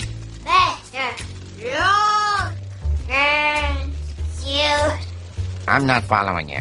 Burns his suit! Burns his suit! Huh? Look at Burns' suit! Yeesh! So yeah, the kind of reveal that this world that we've lived in is a dream. Like, that is, in and of itself, it is a hokey premise. Like, the it was all a dream is a tired kind of idea. Yeah. But bringing us into the dream world, not telling us that it is a dream world, and then revealing to us that it's all a dream world, and that the characters that we have come to know aren't the characters that they actually are. They have different lives, is ballsy, to say the least. But honestly, this was the most captivating the movie became for me, is the reveal that it's a dream, and kind of playing catch up with the relationship drama and the breakup, I guess, or the obsession, and seeing all of these little pieces that played out earlier in the movie in different contexts in the dream, and seeing how they fit together in the real world.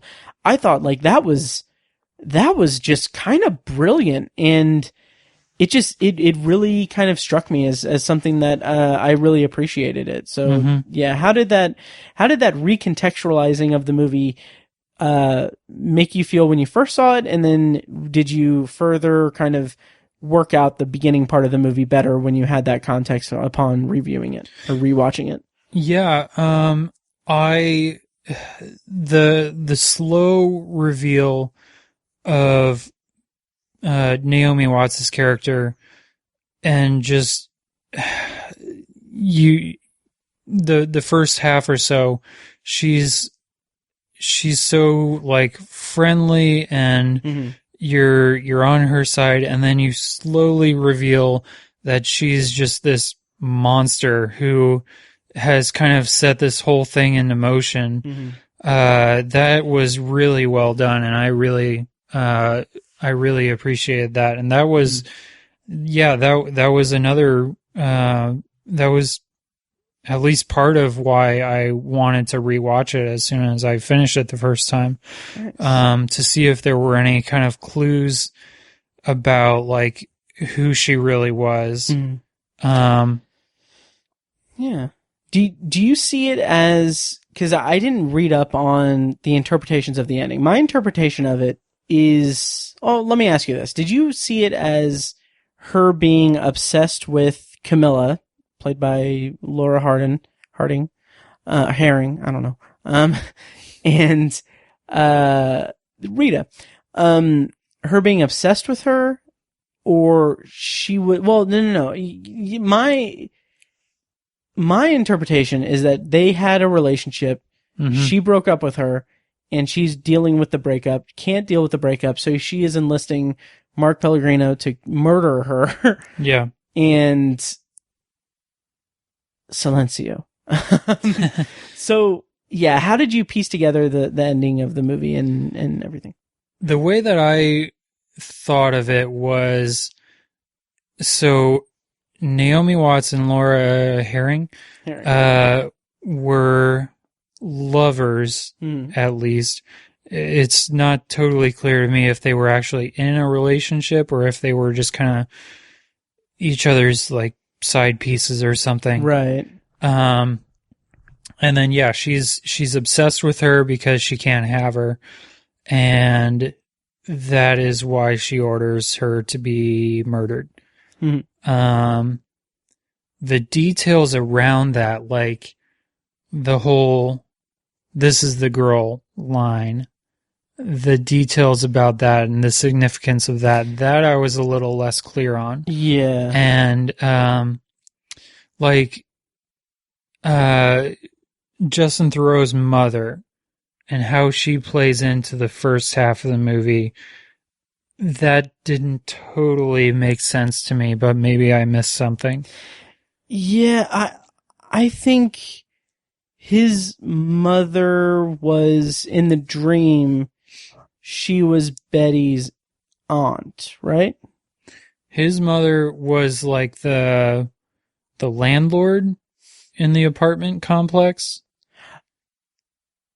Oh, because she kind of like lets her into the apartment. And there's that scary woman who comes to the door and she kind of like leads her away. Yeah. I don't know. Yeah, I'm going to need to watch it again. Yeah, exactly. Yeah. Huh. Yeah, I mean, there are so many pieces of the real world that fit in with the dream world of the movie in unique ways that in the moment I pieced together pretty clearly, but now there's a lot that's failing me. Right. But it's something that feels pretty impressive to me in any case, that I feel like it, for as weird and crazy as those first 2 hours were, those last 30 minutes put them together in a way that felt pretty strong against my better judgment, honestly, because I wasn't really liking the movie at all. But like my review on Letterboxd, I put David Lynch took us on a cold and surreal journey that demands our attention despite a lack of a coherent storytelling and the most bare elements of compelling story. Then, with 20 to 30 minutes to go, he pivots to create an entirely different story out of every surreal puzzle piece he's laid out before us, and he makes them fit. Yeah, and then part of it is I may have just typed myself into actually enjoying it enough to bump the rating from 2.5 to 3 stars. Yeah, and the thing that the thing that made me think of The Room, that made me think that did Tommy Wiseau watch this movie and want to just kind of pay homage to it or rip it off? The scene where she kills herself. Yeah. Yeah, it feels so much like that. That's the ending of The Room. Like, The Room is the ending of Mulholland Drive. It's weird. Right. Yeah, I don't know. Yeah. I thought you were gonna say the weird sex scenes. Oh yeah, which were I guess weren't as weird, right? Yeah, that's true. The gratuitous nudity, I guess I should say. Yeah, and I don't know if it's because I saw this movie when I was like 15, and I've only now just watched it at 34. But the sex scenes seemed pretty tame to me, like just kind of chaste. Like they weren't that gratuitous. Like the most gratuitous sexual scene is the masturbation scene. Yeah. Which that's almost kind of scary. Exactly. And that's more about the emotion of it. Yeah. And everything. And you can really feel Naomi Watts' pain. In that moment. So yeah. Mm-hmm. Yeah. And, like the whole, like Mark Pellegrino, I like him as an actor. Like he played a very pivotal role in Lost in the later seasons, but his role in this movie is maybe the part of the movie that made it unravel for me a little bit worse or a little bit harder, because it just felt like so perfunctory. And when they're piecing together everything in the ending, when we're seeing the little bits and pieces that are recontextualized from the dream segments and everything, his inclusion at the diner and him being like the guy that she's paying to kill her and everything, that just felt like that felt more out of left field than anything else in the movie to me. And it just felt just a little weak to me. So I don't know. How'd you feel about it? I think I have a stronger contender for out of left field. Oh, and speaking of Lost, I'm blanking on his character's name in Lost. He was like, I think he was one of the Dharma Initiative guys. Patrick Fischler. Yes, that I will agree. Yep. I do not understand how that scene fits into the rest of the movie. Wholeheartedly agree. It's just a scene with him talking about another guy who I don't think comes back at all. No, I don't think so. And yeah, they're just talking for a minute or two, and then the absolute scariest moment with the scary lady. Mm-hmm. Yeah. I don't know. because that was kind of at the back of my mind, just waiting for, like, he does show up again in that scene with Mark Pellegrino where he's just standing at the counter. Yeah. Like, in the real world, he's the guy that she looks at the counter. Yeah. And everything. And I mean, I guess the implication is that he is working with the hitman, or he's going to be the one to pull off the hit or something. I don't know what it is, but in the dream world, in the beginning of the movie, he's saying that he's at the diner, and I think he's sitting where he's either sitting on the side that she's sitting at in the ending, or I don't know. But anyway, I want to say that he's sitting in Mark Pellegrino's seat. But anyway, he's saying that, like, he keeps seeing this man. He has a recurring thing where he sees this man and it means death for him or something like that. So, I mean, I guess I get it, that, and that's one of the things that I really kind of appreciate about the movie overall, is that it's this very unique journey through this, it's going to sound so hokey to say it, but this tortured mind of Naomi Watts' character, who has pulled off or has orchestrated this horrific thing, and it's her mind dealing with the ramifications of that. And I think the issue that I have, or the disconnect that I have, is that it's too rooted in mystery. It holds way too much back from the audience in the hopes of having a payoff that is compelling in and of itself, but is ultimately too held back. Like the pieces are held back too much to be, like, more satisfying than they could be, or I don't know, than they end up being. Okay. Yeah. Yep. Anything else about this movie? I don't think so. I mean, we could talk about how it did at the Oscars. But, how did it do at the Oscars, actually? Nominated for 1 Oscar. Was it Tommy Lee Jones? Oh, we didn't talk about the weirdest piece of casting, in my opinion, or the most random thing. Billy Ray Cyrus is in this movie. Oh, yeah. Yeah. That was another scene that feels totally unnecessary. Yeah. I guess it was just to build Justin Theroux's character a little bit more, but I don't know. Maybe it's to show his achy breaky heart. Right. So the only Academy Award nomination was David Lynch for director. Okay. So this was the year that A Beautiful Mind won. Okay. Sure.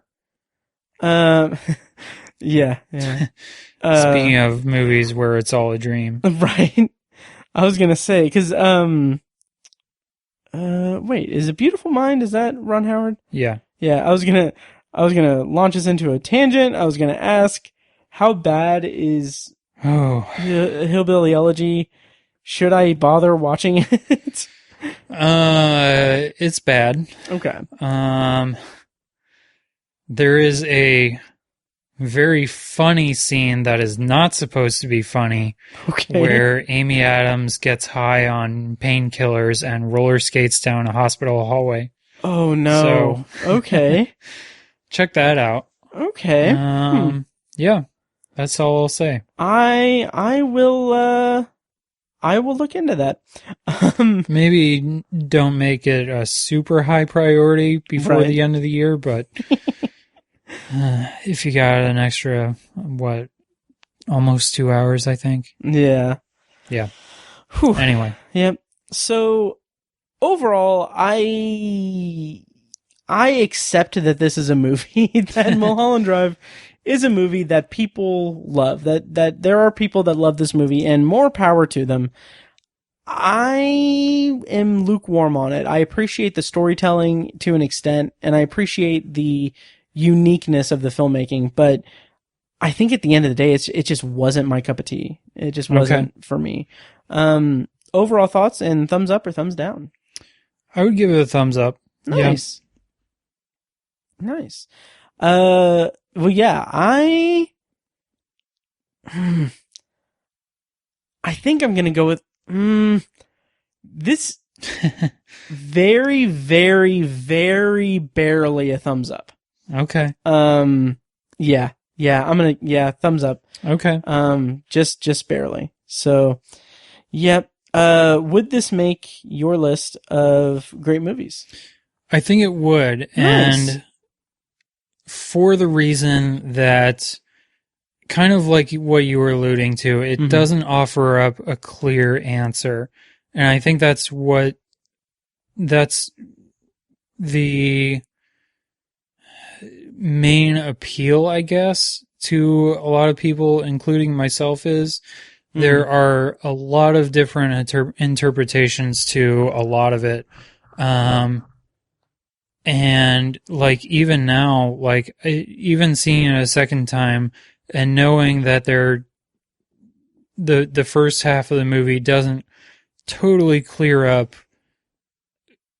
after knowing what is coming later, I still want to see it again just in case I did miss something.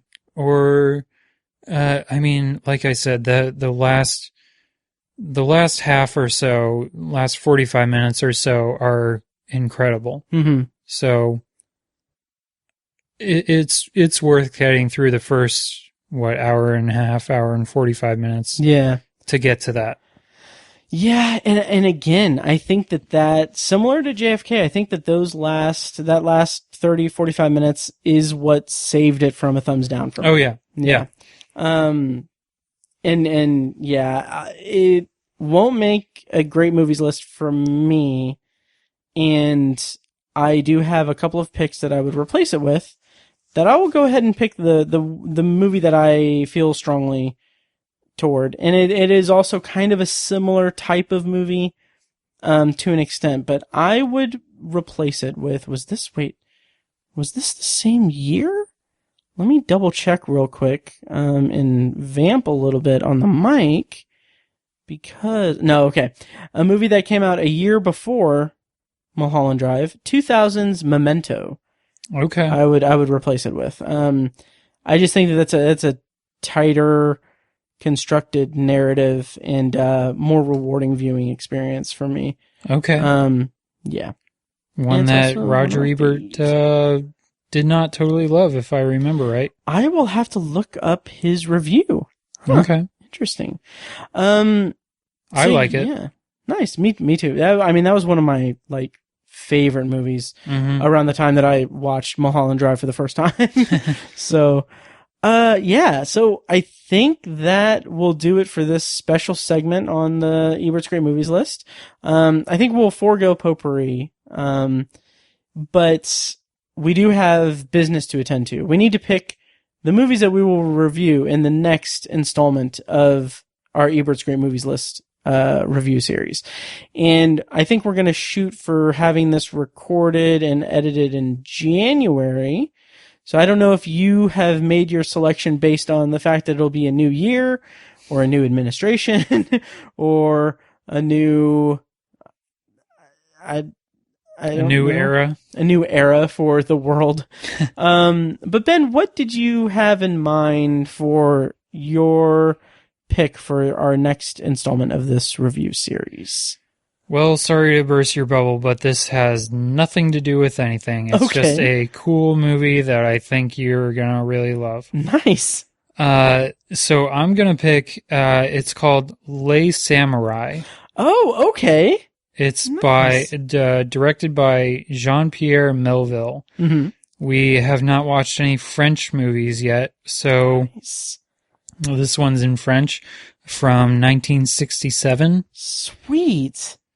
And I watched this for the first time recently. Okay. I don't know when exactly, but earlier this year, and thought it was really cool. So I am looking forward to seeing what you think. Nice. Oh, man. Okay. So I'm excited about this because I know not much about it. Should we read the plot summary? Do we read the plot summaries? I think we do. I can read it. Okay, cool. All right. So, Les Samurai. A dedicated professional killer lies fully clothed in his monochromed apartment, then goes off to a day at the office, stealing a car, killing a man in a nightclub, setting up an ironclad alibi, and outsmarting the police. 2 problems: his anonymous employers don't trust him, and he's left one witness behind, a beautiful jazz pianist. Nice. All right, and this is going to be fun. Les Samurai is available to stream on the Criterion channel and on HBO Max. So that is awesome. And Canopy. Nice. Awesome. Okay. So my pick, it's funny. I can't remember if this was on mic or off mic, but, I was excited because I had 3 titles picked out for what I would pick for our next installment, for my pick for it. I had 3 specific titles for 3 sort of specific reasons. One, I'm not going to say what the titles are, but with your pick, since the plot summary on Letterboxd says that he has like samurai instincts or something. So I've deleted the 3 picks that I have, and I'm going to pick for our next installment Yojimbo from 1961, directed by the great Akira Kurosawa. I'll read the plot summary. A nameless ronin, or samurai with no master, enters a small village in feudal Japan where 2 rival businessmen are struggling for control of the local gambling trade. Taking the name Sanjuro Kuwabataki, the ronin convinces both silk merchant Tazamon and sake merchant Tokuamon to hire him as a personal bodyguard, then artfully sets in motion a full-scale gang war between the 2 ambitious and unscrupulous men. This movie is available to stream on HBO Max, Criterion Channel, and I want to say Canopy as well. I think so too, yeah. Okay, and it is, I mean, it's we'll talk about it. It's one of my favorite Kurosawa movies. And I'm looking forward to, because this will be your first Kurosawa movie, right? As of right now, yes. As of right now, okay. And it does not appear that this movie is streaming on Canopy. Okay. But it is on HBO Max and Criterion Channel. Okay, so yeah, I think those are our picks. That'll be fun. Yeah, okay. So we're hoping to get that done in January. So look for that then. Ben, any parting thoughts on anything that we've discussed? Anything you want to plug or anything? Do you want to talk about what the latest on your Happy Madison project over at Midwest Film Journal? Yeah, we're entering a new era with that project. So this past week, Click just posted. Yeah. Next week is Reign Over Me. Okay. The semi 9/11 movie. Mm-hmm. After that, oh boy. I think it's like I Now Pronounce You Chuck and Larry. Oh, Jesus. Followed by more titles along that line. Mm-hmm. I don't remember exactly what, but oof. Yeah. It'll be fun. Well, good luck with that. Yeah. Check that out. I'll put links in the show notes and everything. I really liked your Grandma's Boy write-up on that. That movie is dumb. It's so dumb. But yes, it is. But yeah, I'm glad that you're taking the bullet for the readers, for readers of the series. You're welcome. Yep. So, all right. Well, we have our assignments, and I think that'll do it for this episode of The Obsessive Viewer. Super quick. Sorry. Okay. So, I probably should, when we were talking about HBO Max, mm-hmm. I probably should have brought this up. So, one of my favorite things about HBO Max is they have a tab for movies that are leaving and movies that they just added. Mm-hmm. So I look every month at like what is leaving so I can check it out before or while I can. And there are a lot of movies that are on this list that are leaving at the end of the month. Like, oh, wow. Cool Hand Luke, Bringing Up Baby, Bonnie and Clyde. Oh, wait. This is not the same list that I saw the other day. Because the other day, like, Citizen Kane was on there, Casablanca, Singing in the Rain. Maybe this is Mandela effect. Right. But anyway, just those movies that I mentioned, like Bringing Up Baby is great. Bonnie and Clyde, Boogie Nights, Cool Hand Luke, Dirty Harry, Giant, Gone with the Wind, if you're into that kind of thing. Right. Those are all leaving HBO Max at the end of December. Wow. All right. Yeah. Well, yeah, keep your eye out on that. And, yeah, that will do it for this episode of The Obsessive Viewer. Let us know what you thought of Mulholland Drive and JFK, and, give us your best theories on who killed JFK. And, it was Naomi Watts. Yes. Yeah. All right. Well, that'll do it. Once again, check out Patreon, patreon.com/obsessiveviewer. You get exclusive content. Check it out. And, yeah, that'll do it. Thank you so much for joining us, or for listening to us. And Ben, thank you for joining me on this, latest installment on our epic journey for Ebert's Great Movies list. Yeah, so that'll do it. Thank you guys so much for listening, and we'll see you next time. Thanks.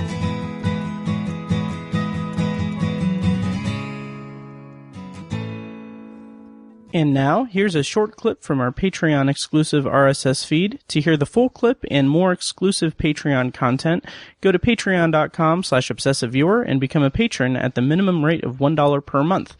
Thank you and enjoy. I need to revisit Palm Springs before I make this list, because it's possible that could be my number one. So, okay. Yeah.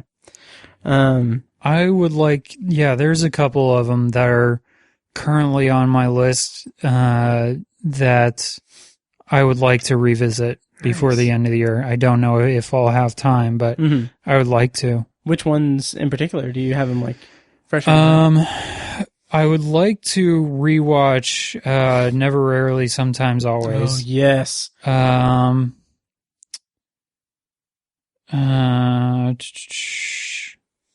The amount of times that you think about how you want to revisit that movie, would you say that it's never? Okay. Rarely? All right. Sometimes. Or always. The Obsessive Viewer podcast is edited and produced by Matt Hurt and presented by ObsessiveViewer.com. For a full archive of our episodes, go to ObsessiveViewer.com/OV archive. You can also like our Facebook page and join the OV Facebook group at facebook.com/TheObsessiveViewer. And follow us on Twitter at ObsessiveViewer and at ObsessiveTiny. And follow our recurring co-hosts at I am Mike White, that's me, at R.A. Feckus, and at Burger_Lurker. If you enjoy the show, please take a couple minutes to leave us a rating and a quick review on Apple Podcasts. This is the easiest way to support what we do, and all it costs is a little bit of your time. If you'd like to donate to the podcast, you can make a PayPal donation at obsessiveviewer.com/donate. Or support us on Patreon for recurring donations and access to commentary tracks and B-roll audio recorded exclusively for patrons at patreon.com/obsessiveviewer. Every donation goes toward paying the fees to keep the podcast running and is greatly appreciated. For official Obsessive Viewer merch, including shirts, mugs, phone cases, and more, visit our TeePublic store. You can find a link to the store in the show notes of this episode and at obsessiveviewer.com/donate. Or you can simply search for Obsessive Viewer at teepublic.com, T-E-E, public.com. For information about our annual live event showcasing short horror films from local filmmakers, check out shocktoberInIrvington.com. And for an archive of all our events, as well as news about potential future events, head over to obsessiveviewer.com/live. For more podcast content, you can find Anthology, Matt's solo podcast covering The Twilight Zone, and other classic and contemporary science fiction anthology TV shows at anthologypod.com and on Twitter at OVAnthologyPod. You can also find Tower Junkies, a podcast where Matt and Tiny share their love of all things Stephen King and his magnum opus, the Dark Tower series, at TowerJunkiesPod.com and at TowerJunkiesPod on Twitter. And finally, check out The Secular Perspective, Tiny's side project podcast, which tackles current events and life's big questions from the perspective of secular hosts Chad and Amanda at thesecularperspective.com. The theme music for The Obsessive Viewer comes courtesy of the band Loudlike from their EP Mistakes We Must Make. Additional bumper music is provided courtesy of As Good As It Gets, which can be found at facebook.com/asgoodasitgetsband. Thank you so much for listening, and we'll see you next time. Kitty!